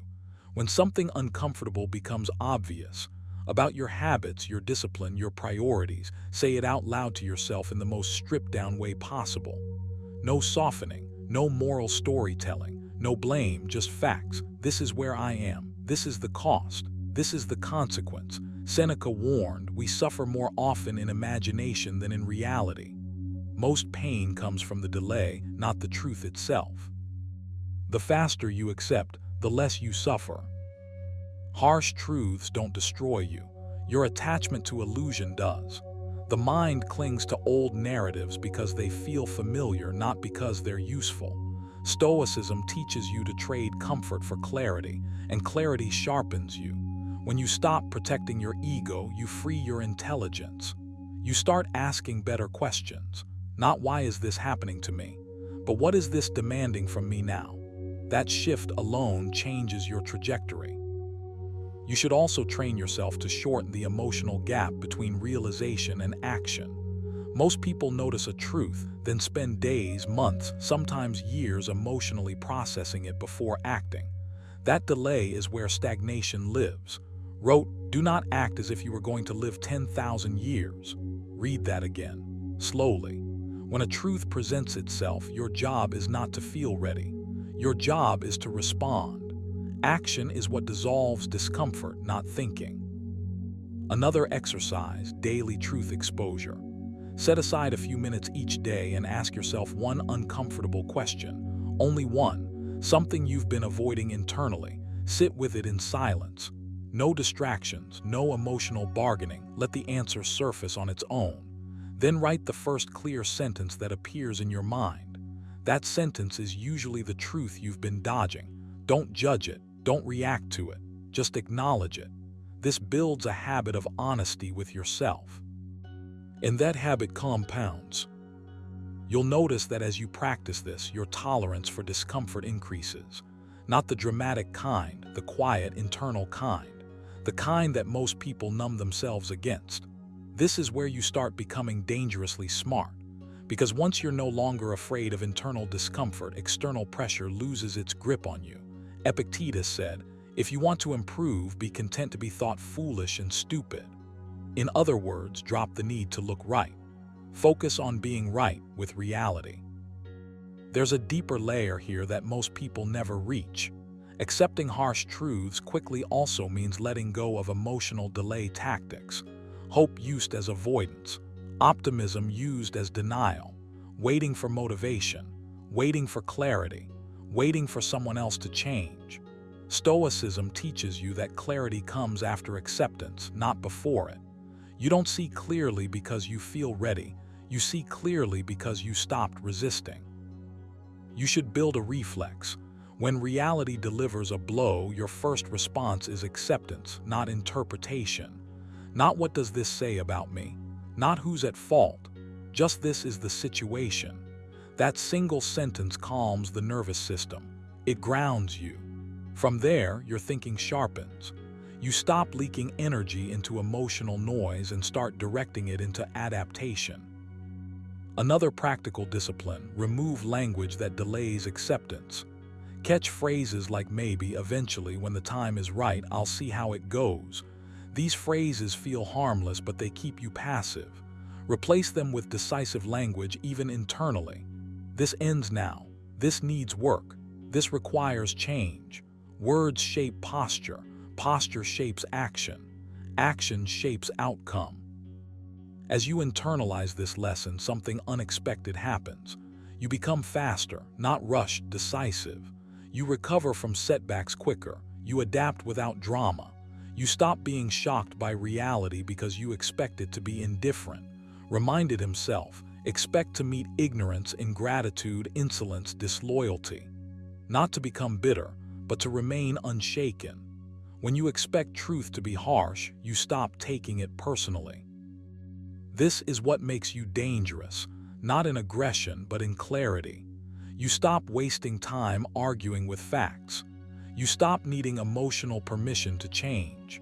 You stop protecting illusions that cost you progress. And when others hesitate, overthink, or collapse under uncomfortable realizations, you move forward quietly. So start now. Don't wait for the perfect emotional state. Accept what's already true. Say it plainly. Act on it quickly. Repeat daily. Let Stoic discipline replace emotional delay. Because the man who accepts reality faster than everyone else will always think clearer, move sharper, and adapt sooner. And remember this final line from Seneca: "It is not that we have a short time to live, but that we waste much of it." Stop wasting time resisting what's obvious. Acceptance is not surrender. It's the first ruthless step toward becoming intelligently unstoppable. Number 6. Master discomfort so comfort never controls you. There is a quiet trap that dulls sharp minds and softens strong wills, and it rarely announces itself as danger. It arrives disguised as ease, as convenience, as comfort that slowly becomes command. The Stoics warned against this long before it became fashionable to talk about comfort zones. Wrote, "If you seek tranquility, do less, but do what is essential." What he understood, and what you must understand now, is that comfort unchecked does not give peace. It gives dependency. And dependency makes you predictable, fragile, and easy to control. Mastering discomfort is not about becoming harsh or punishing yourself. It's about reclaiming authority over your impulses. When you avoid discomfort, you teach your mind that resistance is something to flee from. When you face it deliberately, you teach your mind that resistance is something to command. That single distinction changes everything. You stop being led by mood. You stop being governed by ease. You stop bargaining with yourself. Epictetus said it plainly: "No man is free who is not master of himself." And self-mastery is forged in moments where you choose the harder path without drama. You feel discomfort every day, even if you don't label it as such. It shows up as hesitation, restlessness, mental friction, boredom, impatience. The problem is not that discomfort exists, it always will. The problem is that most people rush to silence it. They distract, they delay, they indulge, and every time they do, they reinforce a habit of escape. You are not here to escape. You are here to train. The mind, like the body, adapts to what you repeatedly expose it to. If you expose it only to ease, it weakens. If you expose it to chosen difficulty, it sharpens. This is where you take action, not in a dramatic, reckless way, but in a controlled, intentional one. The Stoics practiced what they called voluntary hardship, not because they hated pleasure, but because they refused to be owned by it. Seneca advised, "Set aside a certain number of days during which you shall be content with the scantiest and cheapest fare," asking yourself the whole time, "Is this the condition that I feared?" Strip away the poetry and the lesson is clear. When you regularly meet discomfort on your terms, fear loses its grip. Comfort stops making demands. One practical exercise you must adopt is deliberate resistance. Each day, choose one small action that your mind resists, not because it's impossible, but because it's inconvenient or uncomfortable. Do it slowly, calmly, without negotiating. Notice what happens internally. The urge to postpone will rise. Let it. Don't fight the urge. Simply don't obey it. This is crucial. You are not trying to feel strong. You are training yourself to act without needing to feel ready. Over time, this builds a kind of quiet authority inside you. You begin to trust yourself because you follow through. Another discipline is sensory restraint. The Stoics understood that constant stimulation weakens judgment. When you reduce excess input, noise, indulgence, mental clutter, you create space for clarity. Practice sitting with mild discomfort without filling the silence. Let boredom stretch. Let restlessness breathe. Reminded himself, you have power over your mind, not outside events. Realize this and you will find strength. That power grows when you stop numbing every uncomfortable sensation and start observing it instead. Discomfort also shows up emotionally. The urge to react, to explain, to defend, to seek reassurance. These impulses feel urgent, but they are not commands, they are tests. Each time you pause instead of reacting, you reclaim ground. You don't suppress emotion, you outlast it. You allow it to pass without turning it into action. Epictetus warned, don't let the force of an impression carry you away. Mastery begins in that pause, the space between stimulus and response. Train that space. Widen it. There will be days when you fail. Expect that. This is not about perfection, it's about trajectory. When you catch yourself choosing comfort reflexively, don't spiral into self-criticism. That too is indulgence. Simply reset. Return to the practice. Ask yourself one question: what would a disciplined version of me do right now? Then do that, quietly, without announcing it to anyone. Progress here is invisible at first, but it compounds fast. Another powerful exercise is controlled deprivation. Temporarily remove something you rely on for ease, not as punishment, but as notice how quickly the mind protests, how it exaggerates inconvenience into discomfort, discomfort into suffering. This observation alone is liberating. You realize how little is actually required to function well. Seneca wrote, "He who is brave is free." Courage, in this sense, is not loud or aggressive. It's the willingness to function well, without your usual cushions. As you master discomfort, something unexpected happens. Your thinking becomes clearer. Your reactions slow down. Your tolerance for chaos increases. You become harder to manipulate because you no longer panic at unease. You don't rush to escape tension. You don't chase relief. You can sit in uncertainty without losing composure. That is dangerous intelligence, not because it harms others, but because it makes you internally sovereign. Make reflection part of this practice. At the end of the day, review where comfort tried to steer you, Where did you resist? Where did you give in? No judgment, just data. Treated his mind like a workshop, not a courtroom. Improvement requires honesty, not shame. Each day you strengthen the habit of awareness, you weaken the habit of avoidance. Remember this: comfort is not evil, but it is a poor master. Use it, enjoy it, but never let it decide who you become. The man who can endure mild discomfort by choice is far more capable than the man who collapses at the first sign of friction. And capability breeds confidence, not the loud kind, but the grounded kind that doesn't need reinforcement. So start small. Choose discomfort daily. Practice restraint. Delay gratification on purpose. Pause before reacting. Reflect honestly. Anchor yourself in Stoic discipline. Let discomfort become familiar terrain rather than foreign threat. Because once comfort stops controlling you, your mind sharpens, your will steadies, and your freedom becomes unshakable. As Epictetus said, first learn the meaning of what you say and then speak. In the same way, first learn to sit with discomfort, then act. When you do, you won't just be resilient, you'll be dangerously smart. Number 7, let action speak. Words are cheap and revealing. There's a moment of clarity that comes when you finally see how much energy is wasted on explaining, promising, defending, announcing. The Stoics were ruthless about this. Wrote, "Waste no more time arguing what a good man should be one." That single line dismantles the modern obsession with words, because words are easy. They slide out without resistance. They cost almost nothing. Action, on the other hand, demands payment in discipline, discomfort, and consistency.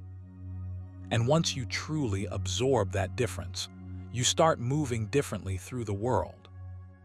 If you want to become dangerously smart, you must learn to distrust language, especially your own. Not in a cynical way, but in a disciplined one. Notice how often words are used to delay action rather than initiate it. How talking creates the illusion of progress. How explaining becomes a substitute for execution. The Stoics understood that the mouth can become an escape hatch from responsibility. Epictetus warned, don't explain your philosophy, embody it. That's not poetic advice. It's a practical command. Because the more you talk about what you intend to do, the less pressure you feel to actually do it. This lesson requires you to adopt a new habit immediately. Reduce verbal commitment and increase behavioral proof. Say less, do more, not to impress anyone but to train yourself.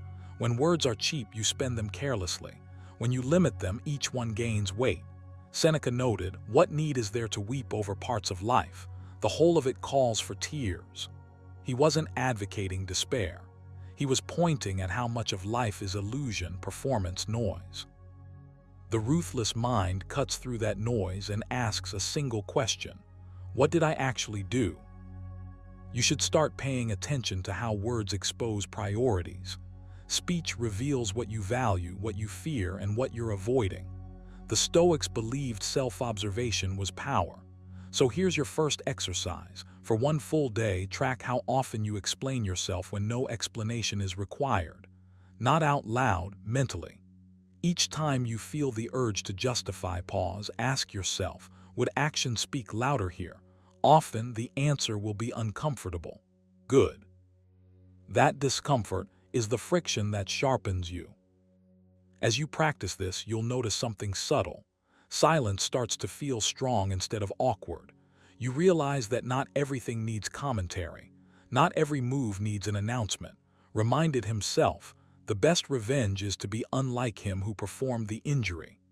Silence is often the most disciplined response, not passive, not weak, but controlled. When you stop narrating your intentions, you stop leaking energy. That energy returns as focus. Being dangerously smart also means understanding how words betray inner chaos. Excessive talking often signals a lack of internal order. The Stoics valued inner governance above all else. Epictetus said, "He who is not a slave to his desires is free." Talking compulsively is often a desire for validation, agreement, reassurance. When you catch yourself speaking just to be seen, redirect that impulse into action instead. Move your body. Complete a task. Sit in stillness. Teach your nervous system that fulfillment doesn't come from being heard. It comes from being aligned. Now let's get practical again. Adopt the rule of delayed speech. When you feel compelled to state an intention, delay it by 24 hours. During that window, act quietly. If the urge to speak disappears, you've learned something important. The words were never necessary. This practice alone will recalibrate how you relate to commitment. You'll stop bonding emotionally to what you say and start bonding to what you do. Seneca warned, as long as you live, keep learning how to live. This is one of those lessons. Another exercise is private execution. Choose one behavior you want to strengthen and make it invisible. No discussion, no declaration, just repetition. This is not secrecy out of fear, it's discipline out of respect for the process. When progress happens without witnesses, it reshapes your identity. You stop performing and start building. The Stoics believed virtue didn't need applause. Wrote, "Be satisfied with even the smallest progress and treat the outcome of it all as unimportant." That mindset makes you untouchable. Over time, you'll realize that action has a clarity words can never match. Action is precise. It doesn't exaggerate, it doesn't hedge. It either happened or it didn't. That binary nature is powerful. It forces honesty. You can't negotiate with reality the way you can with language. And that's exactly why action makes you sharp. It removes self-deception. It exposes gaps between who you think you are and what you repeatedly do. The ruthless mind welcomes this exposure. There's also a strategic advantage here. When you let action speak, you become difficult to read and impossible to manipulate. Words can be twisted, misinterpreted, used against you. Action stands firm. Epictetus advised, make the best use of what is in your power and take the rest as it happens. Talking about outcomes is not in your power. Acting according to principle is. Focus there. You must also train yourself to tolerate being misunderstood. This is crucial. When you stop explaining, some people will project narratives onto you. Let them. The Stoics saw reputation as a byproduct, not a goal. Wrote, "I do what is mine to do, the rest does not disturb me."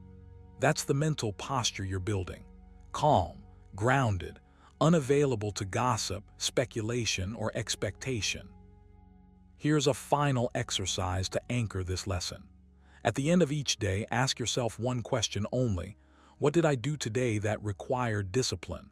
Not what you planned, not what you discussed, what you actually did. If the answer feels thin, don't spiral into self-criticism. Adjust tomorrow. Ruthlessness isn't cruelty, it's precision. You're cutting away illusion, not punishing yourself. As you internalize this lesson, you'll notice how your presence changes. You won't feel the need to convince. You won't rush to clarify. You'll trust the long arc of behavior over the short burst of speech. And that trust creates quiet authority. The kind that doesn't announce itself. The kind that doesn't need agreement. The kind the Stoics lived by. So starting now, let your actions carry the message. Let silence do the filtering. Let discipline replace explanation. Remember the words of concentrate every minute like a Roman on doing what's in front of you with precise and genuine seriousness. When you live this way, words lose their grip on you, and that's when you become dangerously smart. Number 8, focus only on what you can influence. Ignore the rest. There is a ruthless clarity that comes when you finally accept this truth. Most of what consumes your mental energy has nothing to do with your actual power. The Stoics were relentless about this. Epictetus opened his Enchiridion with words so sharp they still cut centuries later. Some things are up to us and some things are not. That single line, if you let it sink in, can reorganize your entire life. Because the moment you confuse what you can influence with what you can't, you start bleeding energy. Quietly, daily, and you don't even notice it happening. You become dangerously smart when you stop wasting attention on outcomes, opinions, reactions, timing, fairness, recognition, or control over others. None of those belong to you. What belongs to you is your judgment, your effort, your discipline, your response, your refusal to panic. Reminded himself, you have power over your mind, not outside events. Realize this and you will find strength, not comfort, strength. And strength doesn't come from wishing reality were different. It comes from meeting it precisely as it is, and acting only where your hands can actually reach. This lesson asks you to become almost ruthless with your focus. You must begin cutting mental noise without apology. Every time your mind drifts into frustration about things you can't command, you pull it back, firmly, calmly, without anger. You don't argue with reality. You don't complain to it either. You redirect. That redirection is a habit, and like any habit, it strengthens with repetition. At first, it feels unnatural. Then it feels disciplined. Eventually, it feels like freedom. Here's the shift you need to make today. Stop asking, "Why is this happening?" and start asking, "What part of this is mine to handle?" That question alone will sharpen you. It forces you out of helplessness and into agency. Seneca warned, "We suffer more in imagination than in reality." Most suffering comes from mentally wrestling forces that were never yours to wrestle. You don't need to dominate the storm. You need to adjust your stance. To practice this, begin with a simple daily exercise. At the start of the day, write down 2 columns. In one, list what you can influence today: your effort, your preparation, your restraint, your attention, your integrity. In the other, list what you cannot: results, reactions, delays, approval, resistance. Then commit to starving the second column of emotional energy, not suppressing emotion, redirecting it. Whenever your mind reaches for something in that second column, you bring it back to the first. Over and over. This is how focus becomes sharp instead of scattered. You'll notice something uncomfortable when you do this consistently. Excuses lose their hiding places. When you stop blaming what you can't control, you're left face to face with what you can. That's where growth lives, and that's why most people avoid it. But you're not here to be most people. You're here to become precise, deadly precise with your attention. Epictetus put it plainly: don't demand that things happen as you wish, but wish that they happen as they do happen, and your life will go smoothly. Smoothly doesn't mean easily. It means without internal resistance. Another practice you must adopt is response training. Not reaction, response. There's a difference. Reaction is automatic and emotional. Response is chosen and intentional.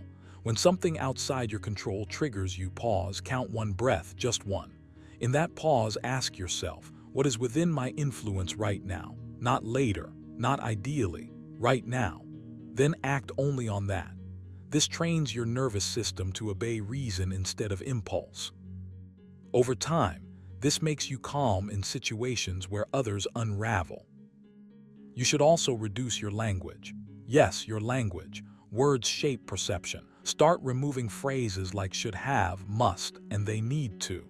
Replace them with I will, I choose, and I control my response. Constantly reframed events this way in his private writings. He wasn't motivational, he was surgical. He knew that vague thinking leads to weak action. Precision of thought creates precision of behavior. There will be moments when ignoring what you can't influence feels passive. It is. It's strategic. It's the difference between flailing and striking cleanly. When you conserve energy, your actions gain weight. Your decisions slow down just enough to become deliberate. You stop reacting to every provocation, every distraction, every imagined threat. And in that stillness, your mind becomes lethal in the best sense of the word. Here's a deeper exercise. At the end of the day, reflect quietly. Ask yourself where your attention leaked, not dramatically, honestly. Where did you mentally argue with reality? Where did you emotionally invest in things that offered no return? Write it down. No judgment, just awareness. Then ask a second question. What would discipline have looked like instead? This is how Stoic intelligence is built, through daily correction, not grand resolutions. As you sharpen this habit, you'll notice a profound internal shift. Anxiety decreases because anxiety feeds on uncertainty and false control. Anger softens because anger often comes from unmet expectations about things you never owned in the first place. Focus intensifies. You become harder to manipulate, harder to distract, harder to derail. That's why this lesson is ruthless. It strips away comforting illusions and leaves you with responsibility. Total responsibility for the only territory that ever belonged to you. Seneca said, "He is a wise man who does not grieve for the things which he has not, but rejoices for those which he has." Extend that idea.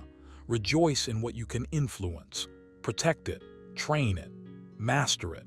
Let everything else pass like weather, not ignored out of denial, but dismissed out of wisdom. So start now. Narrow your focus. Police your attention. Discipline your reactions. Act where you have leverage and let go everywhere else. This is not resignation. This is intelligence refined into power. And when you live this way, you don't just become calm, you become formidable. If this video challenged you, that's a good sign. Stoicism was never meant to comfort the weak parts of you. It was meant to sharpen the strongest ones. The lessons you've just heard aren't popular because they demand something rare in today's world: self-mastery, restraint, and the courage to think independently. Most people will ignore these ideas. You won't. Because once you understand that power comes from control, not chaos, you stop reacting and start choosing. Remember, being dangerously smart doesn't mean outsmarting others. It means outgrowing your need to prove anything at all. It means moving in silence, observing more than you speak, and acting only when it matters. This is how Stoics survived emperors, exile, betrayal, and loss, by mastering themselves when the world tried to master them. Now the question is simple. Will you apply what you've learned or just admire it? If you want more ruthless Stoic lessons that forge calm confidence, unshakable discipline, and quiet dominance, subscribe to the channel. Rewatch this video. Let these ideas sink in. And the next time life tests you, respond like a Stoic, calm, precise, and unstoppable. You have power over your mind, not outside events. Realize this and you will find strength. What if I told you that the moment you stopped chasing, stopped explaining, and stopped trying to prove your worth, something shifted in her mind? What if your silence didn't make you forgettable, but unforgettable? Most men believe that when a woman walks away, she moves on effortlessly. No second thoughts, no late-night reflections, no regret. But that belief is comforting fiction. In reality, regret doesn't announce itself loudly. It arrives quietly. It shows up in subtle behaviors, unexpected reactions, and moments she never talks about. And here's the uncomfortable truth most men never hear. Regret often begins after you reclaim your self-respect, not while you're begging for attention. This video isn't about revenge. It's not about manipulation. It's about understanding the psychological and emotional signals that reveal when a woman realizes she lost something rare, something steady, something grounded, something she assumed would always be there. If you've ever wondered whether your absence meant nothing or everything, this video will change how you see the situation entirely. Watch until the very end, because the final sign is the one almost everyone misses, and it's the one that reveals the deepest regret of all. Number 1, she keeps checking your social media without engaging. When someone keeps checking your social media without engaging, it's easy to turn that into a story about power, validation, or quiet victory. But if you're serious about growth, this sign isn't meant to inflate your ego. It's meant to sharpen your discipline. What's really happening here lives in the space between curiosity and restraint, desire and pride, impulse and hesitation. And how you respond internally to this sign matters far more than the sign itself. Silent watching is a form of unresolved tension. It's attention without courage, interest without action, presence without vulnerability. When someone looks but doesn't touch, observes but doesn't speak, it often means the connection hasn't dissolved internally, even if it has externally. There's still an emotional thread there, but it's tangled with hesitation, fear, or pride. And here's the part most men miss. This behavior isn't an invitation for you to lean forward. It's a test of whether you've learned how to stand still. The Stoics would never tell you to read signs as permission to reattach yourself emotionally. They would tell you to read signs as information and nothing more. Wrote, "The tranquility that comes when you stop caring what they say, or think, or do." That tranquility is exactly what's being trained here. When you know someone is watching you silently, the old impulse is to perform, to curate, to post with intention. But mastery shows up when you don't change a thing. When your behavior remains aligned with your values, not adjusted to provoke a reaction. You don't need engagement to confirm impact. Attention without action already tells its own story. And yet this is where many men stumble. They start imagining what each view means. They replay timelines. They look for patterns. They allow curiosity to quietly pull them backward. Stoicism teaches you to notice the impulse without obeying it. Just because someone is watching doesn't mean you owe them access, emotionally or mentally. Epictetus said, "If you want to be invincible, make yourself indifferent to things you cannot control." You cannot control who watches you, why they watch, or what they feel while watching. You can control whether you let that knowledge disrupt your focus. Silent observation often reflects internal conflict on their side, but your task is not to resolve it. Your task is to remain unmoved. This sign often triggers delayed validation. It feels subtle, quiet, almost flattering, but delayed validation is still validation seeking if you let it feed you. The Stoic path asks you to starve that habit, not with bitterness, not with suppression, with awareness. You remind yourself that respect comes from consistency, not reaction, from restraint, not response, from self-command, not interpretation. There's a deeper layer here. When someone watches without engaging, it means they're not ready to face the reality of who you've become, or the consequences of losing access to you. That discomfort belongs to them. The moment you start adjusting your behavior to send signals back, you take on emotional labor that was never yours. Seneca warned, "We suffer more often in imagination than in reality." Overanalyzing silent attention is exactly that, imagined meaning replacing lived discipline. Your power in this situation is quiet. It's boring to the ego but stabilizing to the soul. You don't check who's viewing your stories. You don't post for reaction. You don't interpret silence as a message. You treat it as background noise, not because you're numb but because you're grounded. Here's a practical exercise to train this. The moment you feel the urge to check engagement metrics or replay what a view might mean, pause and breathe slowly 5 times. On each exhale, remind yourself, what they do is outside my control. What I do is not. Then redirect your attention to a task that builds you, physically, mentally, or spiritually. This trains your nervous system to detach from external cues and return to internal direction. Another exercise is intentional non-performance. For a set period of time, post or don't post exactly as you would if no one specific were watching. No timing strategies, no signaling, no indirect communication. This is not avoidance, it's integrity training. You're teaching yourself that your life is not a broadcast designed to trigger responses, but a process designed to shape character. The calm truth is this: silent watching fades when there's nothing to feed on. And what feeds it is not your success, it's your reactivity. When you remain unchanged, when your energy stays clean and forward-facing, unresolved attention eventually collapses under its own weight. This sign is not about her regret as much as it is about your restraint. It's an opportunity to practice emotional independence in a world obsessed with feedback, to prove to yourself, not anyone else, that you don't need engagement to feel validated and you don't need closure to keep moving.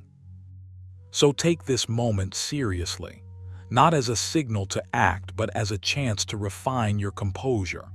Let your silence be complete. Let your focus stay forward. And remember the Stoic principle that never fails. The man who governs himself is never at the mercy of someone else's attention. Number 2, she resurfaces with casual messages or inside jokes. When she resurfaces with casual messages or inside jokes, it rarely means what it pretends to mean. On the surface, it looks light, effortless, almost accidental, a harmless line, a shared reference, a memory wrapped in humor. But underneath that ease is usually hesitation mixed with longing, curiosity mixed with regret. This is not about rekindling something openly. It's about testing emotional temperature without risking pride. And if you understand this moment clearly, you stop misreading it as coincidence and start seeing it as communication without courage. What's important is not the message itself, but the choice to send it. Inside jokes are emotional shortcuts.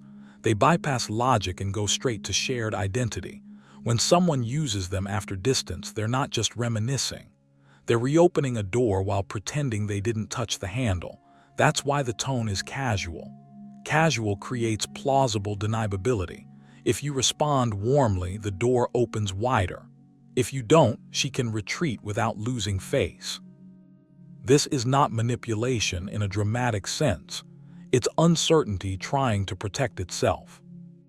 From a Stoic lens, this is where your discipline matters more than your feelings. Wrote, the tranquility that comes when you stop caring what they say, or think, or do. That doesn't mean you ignore reality. It means you don't let subtle signals pull you off your center. When someone resurfaces this way, the test is not about whether she regrets losing you. The test is whether you still give emotional leverage to the past. These messages often arrive when contrast has formed. Time has passed, space has done its work, and absence has quietly highlighted what presence once provided. That's when the mind looks backward, not to relive but to reassess. Regret doesn't always come with drama. Often it shows up as curiosity dressed as humor. Remember this, without asking the more honest question, do you still feel something? Seneca warned, we suffer more often in imagination than in reality. This applies here in a subtle way. The danger isn't her message. The danger is the story you might attach to it. Hope can rush in. Ego can inflate. Old emotional patterns can wake up. That's why Stoicism teaches restraint before reaction, not suppression. Restraint. You don't need to shut down or open up. You need to stay grounded. If she truly had no emotional residue, there would be no reason to reach out at all. Silence is easier than casual re-entry. Inside jokes only work when the emotional memory behind them still carries weight. So yes, resurfacing like this often signals regret, or at least reevaluation. But understanding that is less important than understanding your response, because your response reveals whether you've grown or simply waited. Epictetus said, if you want to improve, be content to be thought foolish and stupid. In modern terms, this means not rushing to perform the version of yourself you think is wanted. Calm responses, measured energy, no emotional overinvestment, not because you're trying to appear strong, but because you are steady. You don't punish. You don't chase. You respond from choice, not reflex. There's a deeper truth here. Casual messages are often attempts to reclaim emotional access without accountability. They test whether familiarity still grants entry. If it does, regret feels less costly. If it doesn't, growth becomes undeniable. And growth is intimidating to someone who once felt secure in your availability. When you no longer rush to reoccupy old roles, something shifts. Respect replaces comfort. Curiosity replaces certainty. This is where Stoic detachment becomes your advantage. Detachment doesn't mean indifference. It means you are no longer governed by emotional impulses triggered by the past. You observe the message, you notice what it stirs, and then you choose your behavior consciously. Reminded himself, you have power over your mind, not outside events. Realize this and you will find strength. The message is the event. Your reaction is the choice. A practical exercise here is the pause. When a message like this arrives, do nothing at first, not out of strategy but out of respect for your own emotional clarity. Breathe. Let the initial surge settle. Ask yourself one simple question: am I responding from alignment or nostalgia? If it's nostalgia, wait longer. Nostalgia clouds judgment. Alignment sharpens it. Another exercise is outcome neutrality. Before responding, if you choose to, release the need for a specific result. You're not trying to restart something. You're not trying to close anything either. You're simply responding as someone who is whole. That neutrality is felt. It communicates that your life is full, your center intact. And paradoxically, that's often when regret becomes clearest on the other side.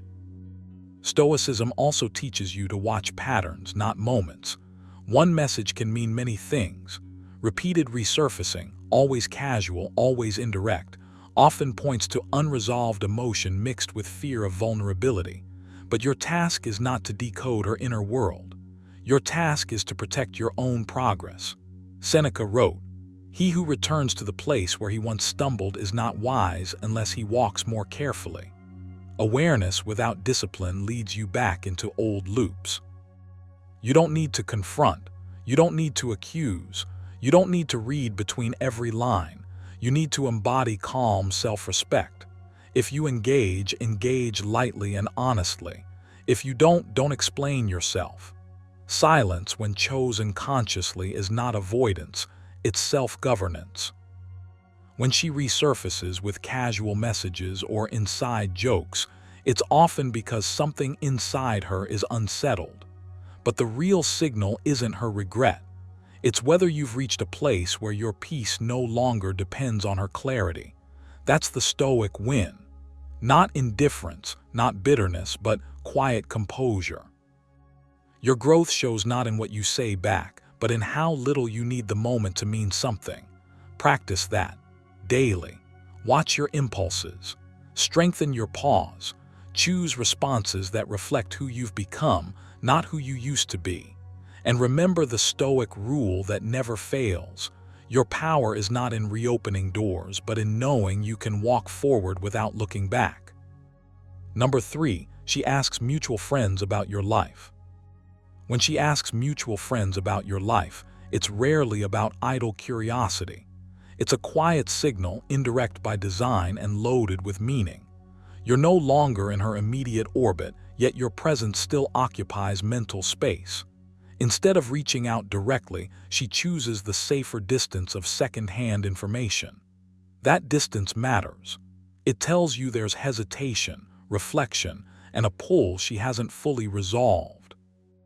And the moment you understand this, the real work shifts away from interpreting her behavior and back toward mastering your own response. People don't seek updates on someone they've emotionally closed the door on. The Stoics understood that attention follows value. Wrote, "The soul becomes dyed with the color of its thoughts." If she's thinking about you enough to ask others, your imprint hasn't faded. But here's the deeper layer most men miss.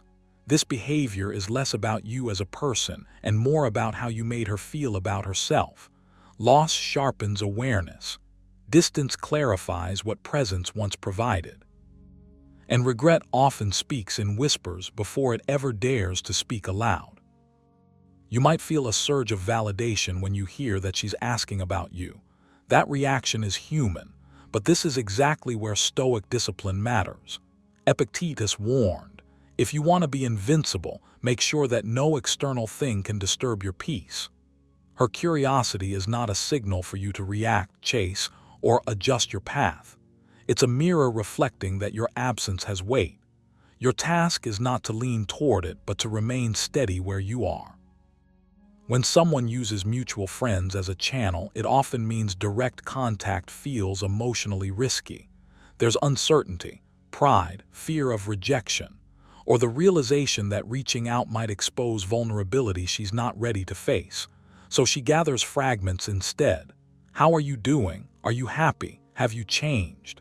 These questions are rarely neutral. They're comparisons, benchmarks, silent calculations about whether losing you was a mistake. What matters most is not the question she asks, but how you hold yourself in response to knowing they're being asked. Stoic strength is not found in decoding every signal. It's found in refusing to let signals dictate your inner state. Seneca wrote, "We suffer more often in imagination than in reality." If you allow yourself to fantasize, hope, or relive old dynamics, you hand your calm over to something uncertain. Regret on her side does not automatically mean reconciliation, nor should it become your focus. Here's the paradox. The more composed and forward-moving you remain, the more powerful her curiosity becomes, without you doing anything at all. This isn't strategy, it's alignment. When you're genuinely engaged in your own growth, your energy changes. You stop orbiting the past. You stop checking emotional weather reports. You become grounded in what is, not what might return. That groundedness is felt, even at a distance, even through other people's mouths. Stoicism teaches you to measure progress internally, not relationally.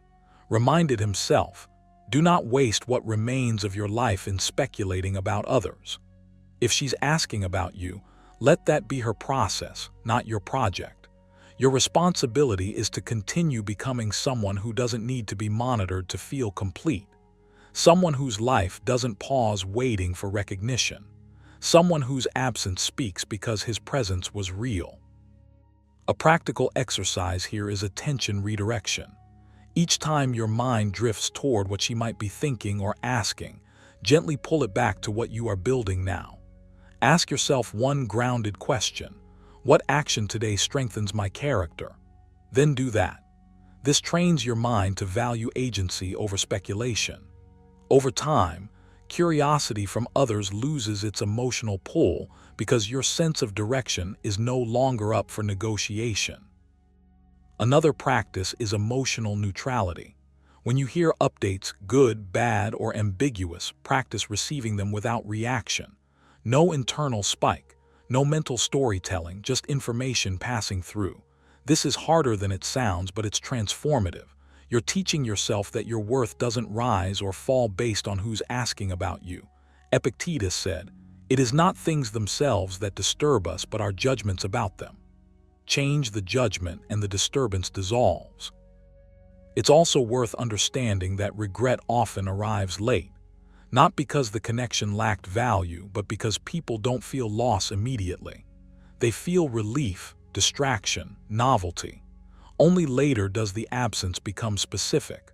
Only later does silence begin to echo. Asking mutual friends is often the first step of that realization.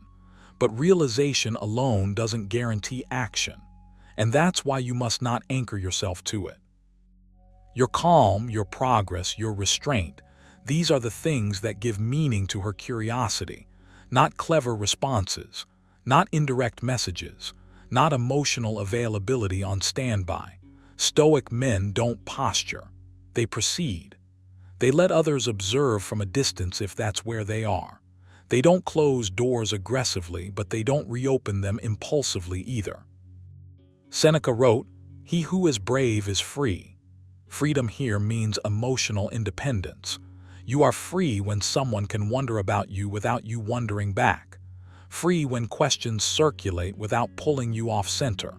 Free when regret exists somewhere outside you, no longer shaping your choices. If she's asking about your life, let your life be the answer, quietly, steadily, without announcement. Continue refining your habits, your discipline, your sense of purpose. Let your days be full enough that curiosity, even regret, arrives as background noise rather than a call to action. That is how you honor your past without living in it. And that is how you turn her questions into something far more important, proof that your value was real, and that you are no longer waiting to be rediscovered. Number 4, she becomes unusually emotional or defensive around you. When she becomes unusually emotional or defensive around you, it's rarely about the present moment. It's about an internal collision she hasn't resolved. Calm on the surface may vanish. Reactions feel sharper. Words carry more weight than necessary. This shift isn't random, and it isn't weakness, it's friction. You represent something unfinished in her mind, and unfinished things disturb emotional balance. When someone has fully moved on, their nervous system is quiet. When regret lingers, the body speaks before logic can intervene. You need to understand this without feeding your ego or reopening old wounds. Emotional spikes are not invitations. Defensiveness is not clarity. These are signals of inner tension, not direction. Stoicism teaches you to read signals without being ruled by them. Wrote, "Do not let your mind be led by the passions of the body." That applies here more than you may realize. Her emotional shifts are information, not commands. The moment you mistake them for opportunity, you lose the position you've earned. Defensiveness often appears when someone feels internally exposed. When you're around, she may feel judged without being judged, evaluated without words, reminded without accusation. That pressure doesn't come from you. It comes from comparison between who she believed you were, who you became, and the version of herself that let go.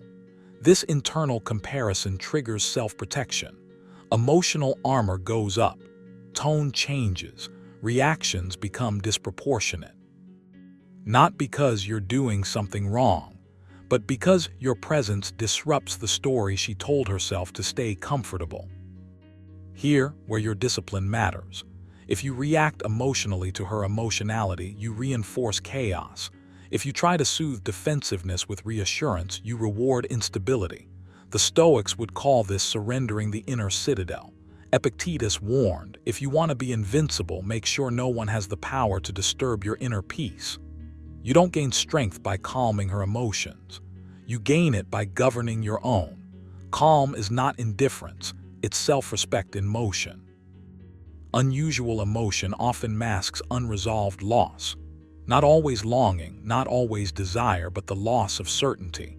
When someone loses access to you, not just physically but psychologically, the mind searches for closure. Emotional responses surface because the story feels unfinished. Defensiveness emerges because admitting regret would require vulnerability, and vulnerability would require accountability. It's easier to be reactive than reflective, easier to push than to admit. You don't need to decode every fluctuation. You just need to stay centered. Seneca wrote, "We suffer more often in imagination than in reality." Her reactions are often tied to imagined futures, imagined judgments, imagined missed paths. None of that is your responsibility. The Stoic path asks you to separate what is yours to manage from what is not. Her emotions belong to her. Your composure belongs to you. When you hold that line, you don't become cold, you become grounded. And grounded men don't provoke drama, they expose it without effort. This is where many men sabotage themselves. They see emotion and assume leverage. They see defensiveness and assume interest. But high-value understanding means restraint. It means recognizing that emotional intensity does not equal readiness, and regret does not equal reconciliation. You don't need to correct her feelings. You don't need to explain your growth. You don't need to justify your silence or presence. You let the emotional wave rise and fall without stepping into it. The Stoics trained themselves to observe without attachment. Reminded himself, choose not to be harmed and you won't feel harmed. Apply that here. Choose not to be pulled into emotional volatility and it loses its power. When you remain composed, something subtle happens. Her emotional spikes either intensify briefly, because they're no longer getting feedback, or they dissolve. Either outcome works in your favor because you are no longer participating in unresolved tension. Your role is not to fix the emotional dynamic. Your role is to maintain internal order. One practical exercise is emotional mirroring without absorption. When emotion appears, acknowledge it internally without reacting externally. Breathe, relax your shoulders, slow your speech. Let silence do the heavy lifting. This trains your nervous system to remain regulated in the presence of emotional fluctuation. Regulation is strength. It, felt immediately, even if it's never named. Another exercise is outcome neutrality. Before any interaction, remind yourself that clarity is not required today. Resolution is not owed. You are not there to extract meaning. You are there to remain aligned. Repeat this silently. I am responsible for my conduct, not for her emotions. This single line can keep you from sliding back into old patterns. Defensiveness often seeks engagement. It wants explanation, reaction, or validation. When you don't provide those things impulsively, you create psychological contrast. You are no longer the familiar version she expects. You are steadier, quieter, less accessible emotionally, not withdrawn but contained. This containment is what shifts power dynamics naturally, without strategy or effort. Stoicism doesn't teach you to suppress compassion. It teaches you to apply it wisely. You can understand her emotional state without entering it. You can acknowledge tension without feeding it. You can remain respectful without reopening emotional doors that no longer serve you. That balance is rare, and rarity commands respect. Remember this: regret often expresses itself sideways, not as confession but as irritation, not as longing but as defensiveness, not as clarity but as emotional noise. Your task is not to interpret the noise. Your task is to remain still within it. As Epictetus said, first say to yourself what you would be, and then do what you have to do. Decide who you are now, calm, grounded, self-governed, and act from that place consistently. If you adopt this posture, something shifts permanently. You stop seeking signs. You stop analyzing reactions. You stop waiting for emotional cues to guide your behavior. You become the constant, not the variable. And whether her emotions settle or intensify, you remain unaffected. That is the quiet power of emotional discipline. Take action today by training stillness. Sit in silence for a few minutes daily and observe your emotional impulses without moving. Let thoughts arise and pass. This strengthens the muscle you'll need most, non-reactivity. When you can master that, no emotional display can pull you off center. She may feel regret. She may feel confusion. She may feel unresolved tension, but none of that defines you. What defines you is your ability to remain composed, intentional, and self-directed in the presence of emotional volatility. And that, more than any reaction or response, is what ultimately sets you apart. Number 5, she tries to subtly show she's doing better without you. When someone tries to subtly show she's doing better without you, it's rarely about peace. It's about friction inside her that hasn't settled yet. True contentment doesn't announce itself. It doesn't posture. It doesn't need witnesses. The impulse to signal improvement is often the mind reaching outward, hopping for confirmation that a choice didn't cost more than expected. And if you're paying attention, not emotionally, but calmly, you can feel the difference between genuine growth and quiet regret wearing a confident mask. This behavior isn't loud. It's measured, controlled, almost casual. That's what makes it easy to misread.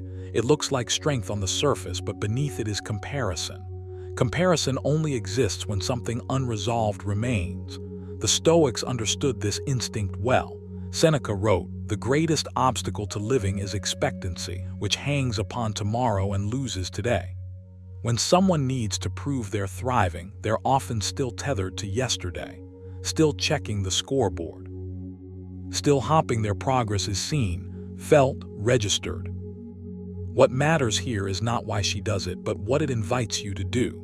This is where most men lose ground. They react, they interpret, they lean forward emotionally, trying to decode meaning, hopping for validation or closure.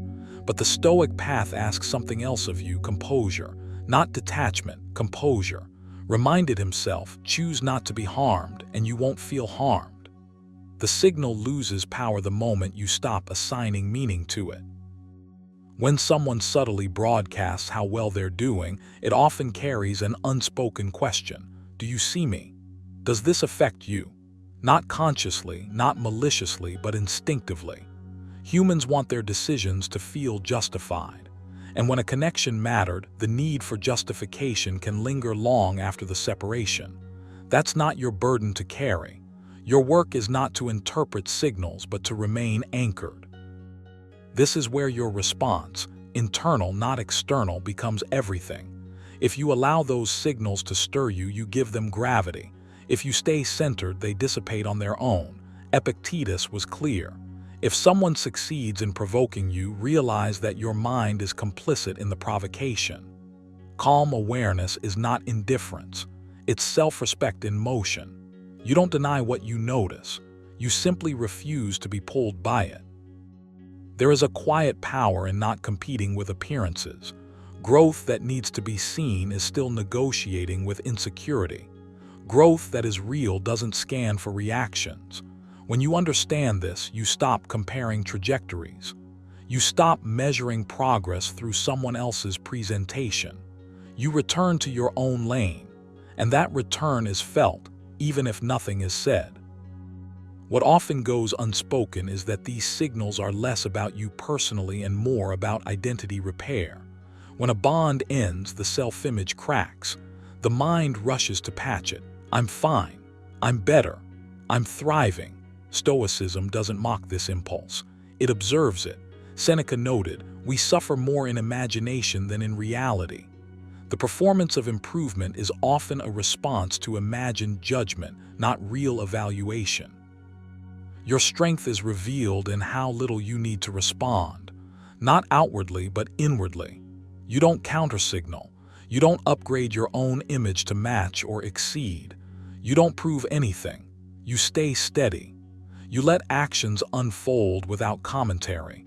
That steadiness communicates more than any display ever could. Here, where this becomes practical, the first exercise is mental withdrawal from comparison. Each time your mind drifts toward evaluating how someone else is doing, gently pull it back.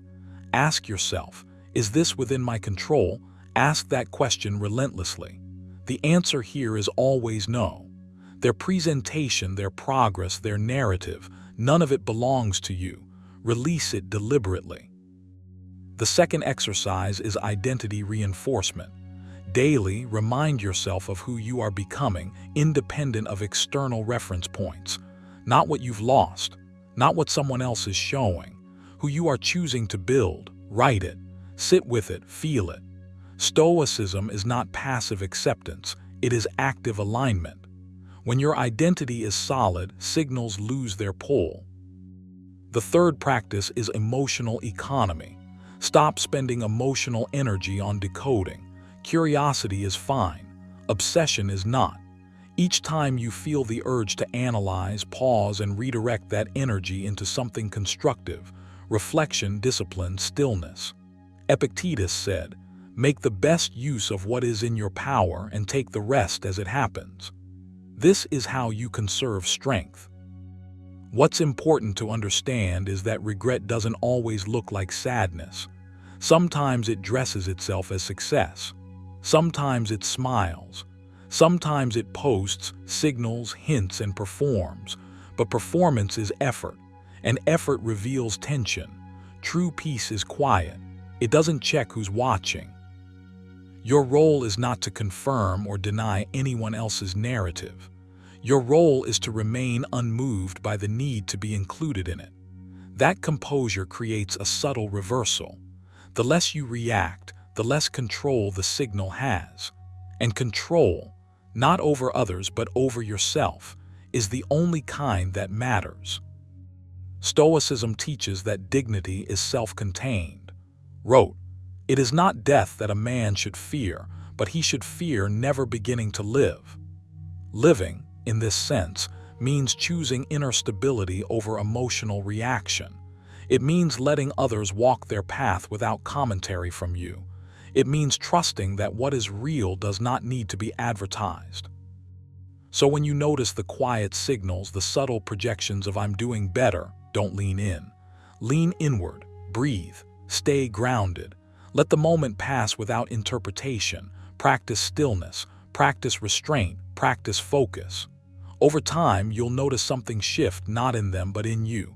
The signals fade, the noise softens, and what remains is clarity. That clarity is your advantage, not because it gives you leverage, but because it frees you. And freedom, emotional, mental, internal, is the ultimate sign that you've already won without needing to prove anything at all. Number 6, she brings up old memories, or what could been moments. When someone starts circling back to old memories or what could been moments, it's rarely about nostalgia alone. It's about unfinished emotion. Memory, in this context, becomes a doorway, one she reopens not to relive the past, but to test whether it still has power. And the way you respond to that doorway matters more than the memory itself. Because this behavior isn't really about history. It's about regret quietly looking for a second chance to be felt. When the past is brought up repeatedly, it's often an indirect language of longing. Not longing for events, but for how she felt when she was anchored to something that no longer exists. The mind revisits moments when the present feels thinner, less certain. And when she frames it as "remember when" or "we could been," what she's really doing is measuring the gap between then and now. You don't need to analyze the words too closely. You need to understand the impulse beneath them. The past becomes attractive only when the present feels incomplete. The Stoics warned against living backward. Wrote, "Do not dwell on the past, do not dream of the future, concentrate the mind on the present moment." That advice isn't just philosophical, it's practical. When someone is stuck revisiting old timelines, it's a sign they're not fully at peace with the one they're in. Regret doesn't always announce itself with pain. Sometimes it arrives softly, disguised as reflection, curiosity, or hypothetical conversations that lead nowhere but linger everywhere. What's important for you is not to confuse her revisiting the past with a call to recreate it. Often, it's not about returning, it's about relief, about easing the discomfort of loss by touching something familiar. This is where many men slip. They rush to explain, rehash, clarify, or emotionally re-enter. But the Stoic path asks something else of you: restraint. Not coldness, not distance, but grounded presence without attachment to rewriting history. Seneca observed, "Every new beginning comes from some other beginning's end." When she reopens old memories, she's standing at the edge of an ending she hasn't fully accepted. You don't need to pull her forward or push her away. You need to stay centered, calm, unreactive, because regret feeds on emotional engagement. It grows stronger when it's rewarded with intensity, reassurance, or emotional availability that blurs boundaries. If you've done the internal work, you'll notice something subtle within yourself when the past is mentioned. A pull, an echo, a momentary temptation to step back into a familiar version of yourself. That's the real test. Not her words, but your response to them. Stoicism teaches mastery over the inner reaction first. Epictetus said, "It is not things themselves that disturb us, but our judgments about them." A memory is just a memory. It only gains power if you assign it meaning beyond the present. When someone speaks in "what ifs," they're often trying to soften the reality of what is. They're testing whether the door is still emotionally unlocked. You don't need to slam it shut. You simply need to stop guarding it. Let it exist without leaning toward it. Let the memory pass through without turning it into a conversation that reopens wounds or rekindles confusion. This is where self-respect becomes visible. You don't correct her version of the past. You don't romanticize it either. You don't deny it. You acknowledge it without dwelling. That neutrality is powerful. It signals that your life is not paused at an old chapter, that you're not anchored to regret, yours or hers. Reminded himself, the mind adapts and converts to its own purposes the obstacle to our acting. Her regret is not your responsibility to resolve. it's simply information. What makes this behavior meaningful is not that she remembers, but that she returns. Memory alone is harmless. Repetition is intentional. Each mention is a subtle emotional probe, checking whether the connection still has charge. And here's the quiet truth. If you respond from strength, that charge often fades. If you respond from longing, it intensifies. Regret seeks resonance. Calm absorbs it without amplifying it. A practical exercise here is emotional neutrality training. When old memories surface, notice your body first: tightness, warmth, urgency. Then slow your breath. Long exhale, short pause. Ask yourself internally, is this moment asking for presence or for reopening? Choose presence. Presence does not mean participation. It means staying rooted in who you are now, not who you were then. Another exercise is mental reframing. Instead of hearing nostalgia as invitation, hear it as closure in progress. This shifts your internal posture. You're no longer tempted to re-enter the past emotionally. You're simply witnessing someone process their own unfinished feelings. That witnessing, when done calmly, is a form of quiet leadership.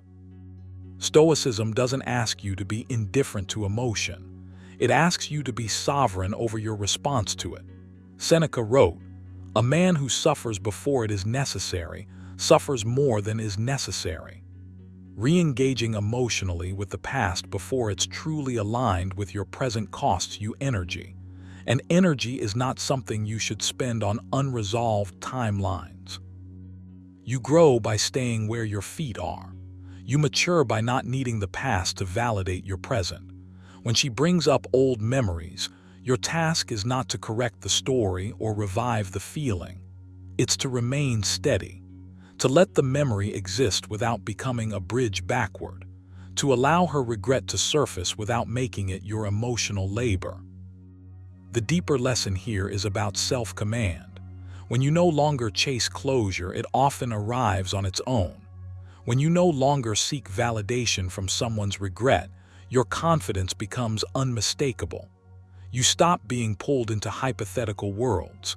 You live in the real one, grounded, forward-facing, intact. Practice this daily. When thoughts of the past arise in your own mind, don't entertain them beyond acknowledgement. Let them pass like weather. Train your nervous system to stay in the present.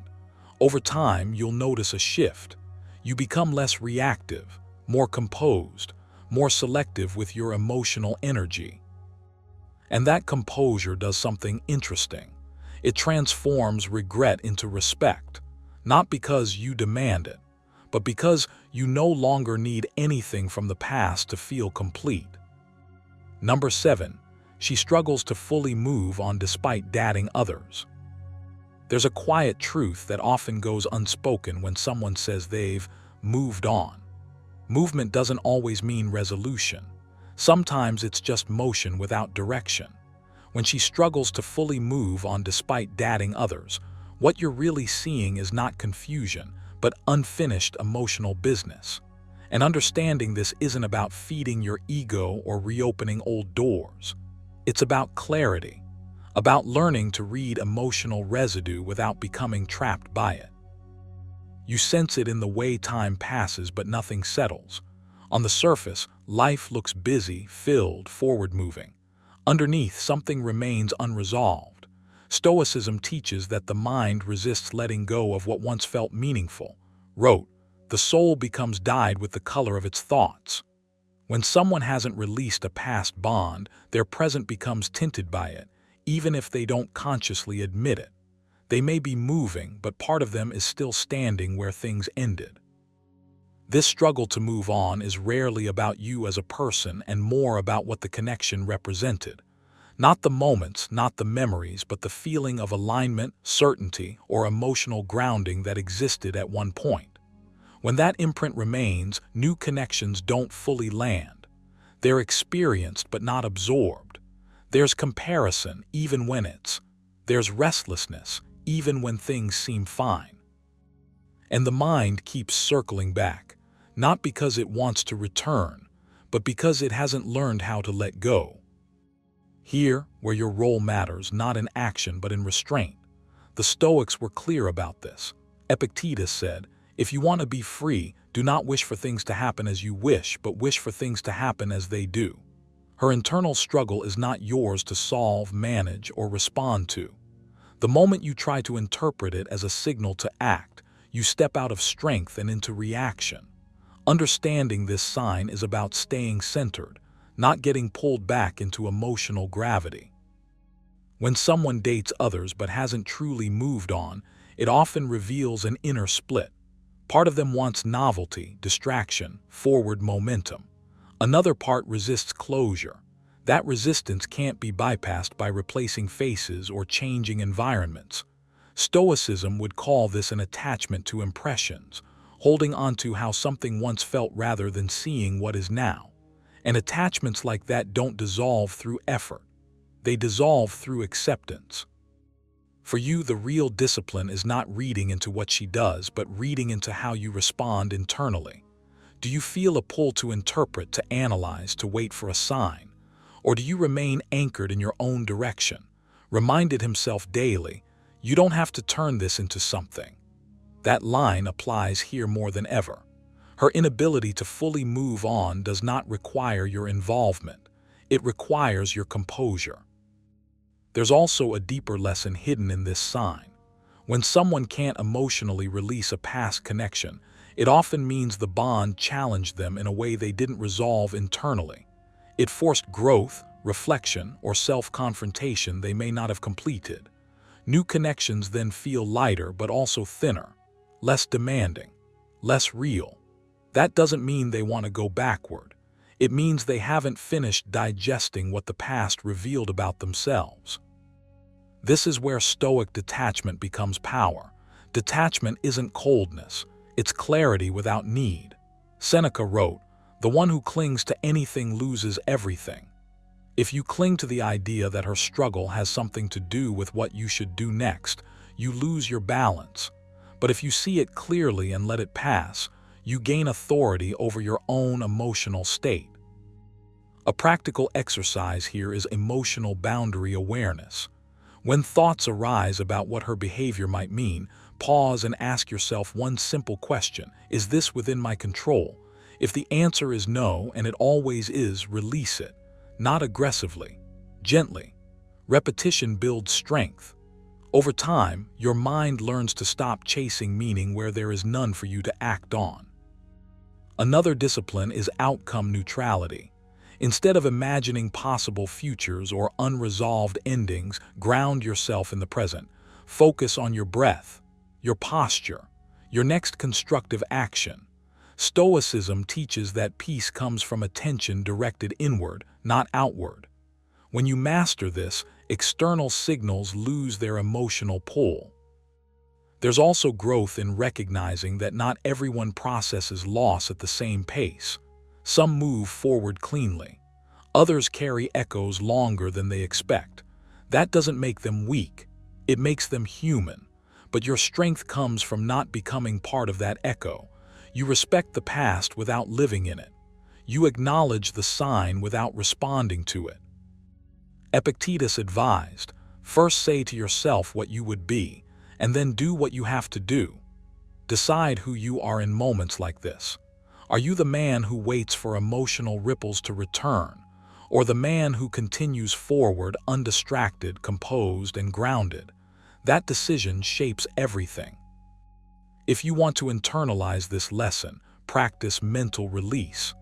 At the end of each day, consciously let go of any lingering thoughts about unresolved connections. Visualize setting them down, not with resentment but with calm finality. You're not erasing the past. You're placing it where it belongs, behind you. The truth is, when she struggles to fully move on despite dating others, it says more about her internal process than about the bond itself. And your quiet strength lies in understanding that without being pulled back into it. You don't need closure from someone else when you can create it within yourself. That is Stoic freedom. That is emotional maturity. And that is how you continue forward, not hardened, not hopeful, but centered and complete. Number 8, her respect and curiosity toward you suddenly return. When her respect and curiosity toward you suddenly return, it isn't loud. It doesn't announce itself with apologies or dramatic confessions. It arrives quietly, almost cautiously, and that's exactly why it matters. Respect and curiosity are not emotions you can force or negotiate back into existence. They only reappear when something inside you has shifted for real, not on the surface, at the core. And the moment you understand that, you stop looking at her behavior as something to decode and start looking at yourself as the cause. Curiosity is born when certainty disappears. Respect is born when neediness dies. When she no longer feels that she fully understands or controls how you move, think, or feel, curiosity wakes up. When she senses that your self-worth is no longer dependent on her reactions, respect follows close behind. This isn't about playing games or withholding. It's about alignment. When you stand firmly within yourself, you become a question again, not a plea. The Stoics understood this better than most modern thinkers. Wrote, "Never depend on the admiration of others, there is no strength in it." That line cuts straight to the heart of this shift. The moment you stop orienting your actions around approval, you reclaim something rare, inner authority. And inner authority is what respect responds to. Not charm, not effort, not explanations, authority over yourself. When her respect returns, it's because she feels a difference in your energy. You're no longer trying to convince. You're no longer reacting emotionally. You're no longer chasing clarity or closure. You're present but not attached. Calm but not cold. Interested in life, not invested in outcomes. That balance is disarming because it can't be manipulated. Curiosity grows naturally in the presence of something that doesn't need to be held. Most men mistake attention for respect. Attention is easy to get respect is impossible to earn when you overextend. The return of respect means she senses that you've reclaimed your center. You're not orbiting her mood anymore. You're not bending your boundaries to keep peace. You're standing where you stand, regardless of who stays or leaves. That's not defiance. That's self-respect. And self-respect has a gravity of its own. Epictetus said, "If you want to be respected by others, the great thing is to respect yourself." That respect isn't loud. It shows up in what you no longer tolerate, in what you no longer explain, in how you respond instead of react. When she feels that shift, curiosity ignites because the old version of you, predictable, emotionally available on demand, eager for reassurance, is gone. In its place is someone harder to read, not because he's hiding, but because he's no longer leaking his inner state. Curiosity also returns when your life becomes full again. Not full, not strategically busy, but internally rich. When your attention is no longer fixated on her perception, you become more present in everything else. That presence sharpens you. You speak with less urgency. You move with less hesitation. You're not trying to pull her back in, and that absence of pull creates tension. Not anxious tension, but magnetic tension. The kind that invites observation instead of resistance. Stoicism teaches detachment, but not indifference to growth. Seneca wrote, "He who is brave is free." Emotional bravery means you're willing to let go of outcomes without hardening your heart. You don't cling and you don't close. You simply continue forward. That forward motion, unconcerned with being witnessed, signals strength. And strength is something people instinctively respect, even when they don't want to admit it. When her curiosity returns, you might notice subtle shifts in attention, timing, or tone. But the Stoic approach is not to analyze those shifts. It's to remain anchored regardless of them. Respect fades again the moment you start leaning into it. The moment you interpret curiosity as a green light to chase, explain, or reassert yourself emotionally, the balance collapses. Stoicism isn't about suppressing desire. It's about not letting desire dictate your behavior. Your role is not to respond to her renewed interest, but to continue embodying the version of yourself that made it possible. That means staying grounded in your values, staying disciplined with your attention, staying patient with uncertainty. Reminded himself daily the tranquility that comes when you stop caring what they say or think or do. That tranquility is not passive, it's active self-command. A powerful internal exercise is outcome neutrality. Each day, remind yourself quietly, firmly, that your worth does not rise or fall based on anyone's interest. Say it until it feels boring. Another practice is response restraint. When an impulse arises to explain yourself, justify your choices, or seek clarity, pause, breathe. Ask yourself whether that action comes from strength or fear. Choose only what preserves your dignity. You can also train curiosity without chasing by deepening your own life inwardly. Focus your attention on mastery of your thoughts, your habits, your reactions. Stoicism is not about winning people back. It's about winning yourself back. And when you do that fully, respect doesn't need to be demanded. It returns on its own because it has nowhere else to go. If her respect and curiosity have returned, let that be confirmation of your internal shift, not a destination. Stay where you are. Keep your footing. Keep your standards intact. The most powerful move you can make is not to react at all, but to continue becoming someone who doesn't need to. Before you go, remember this Stoic truth. You don't need regret from the past to validate your worth in the present. If she regrets losing you, that realization didn't come from words, arguments, or explanations. It came from your absence, your growth, and your silence. You didn't chase. You didn't beg. You didn't collapse inward. You chose composure over chaos, strength over noise, self-respect over attachment. And that is why regret appears, not because you wanted it, but because you outgrew the version of yourself she once had access to. Whether she looks back with longing or not is no longer your concern. What matters is this: you now move forward as a man who understands his value without needing anyone else to confirm it. That's real power. That's Stoic power. If this video resonated with you, take a moment to reflect. Where in your life can you practice more restraint, more self-control, more quiet confidence? And if you want to continue building that unshakable mindset, make sure you like the video, subscribe, and stay with this channel. Because the strongest men aren't the ones who are missed. They're the ones who are impossible to replace.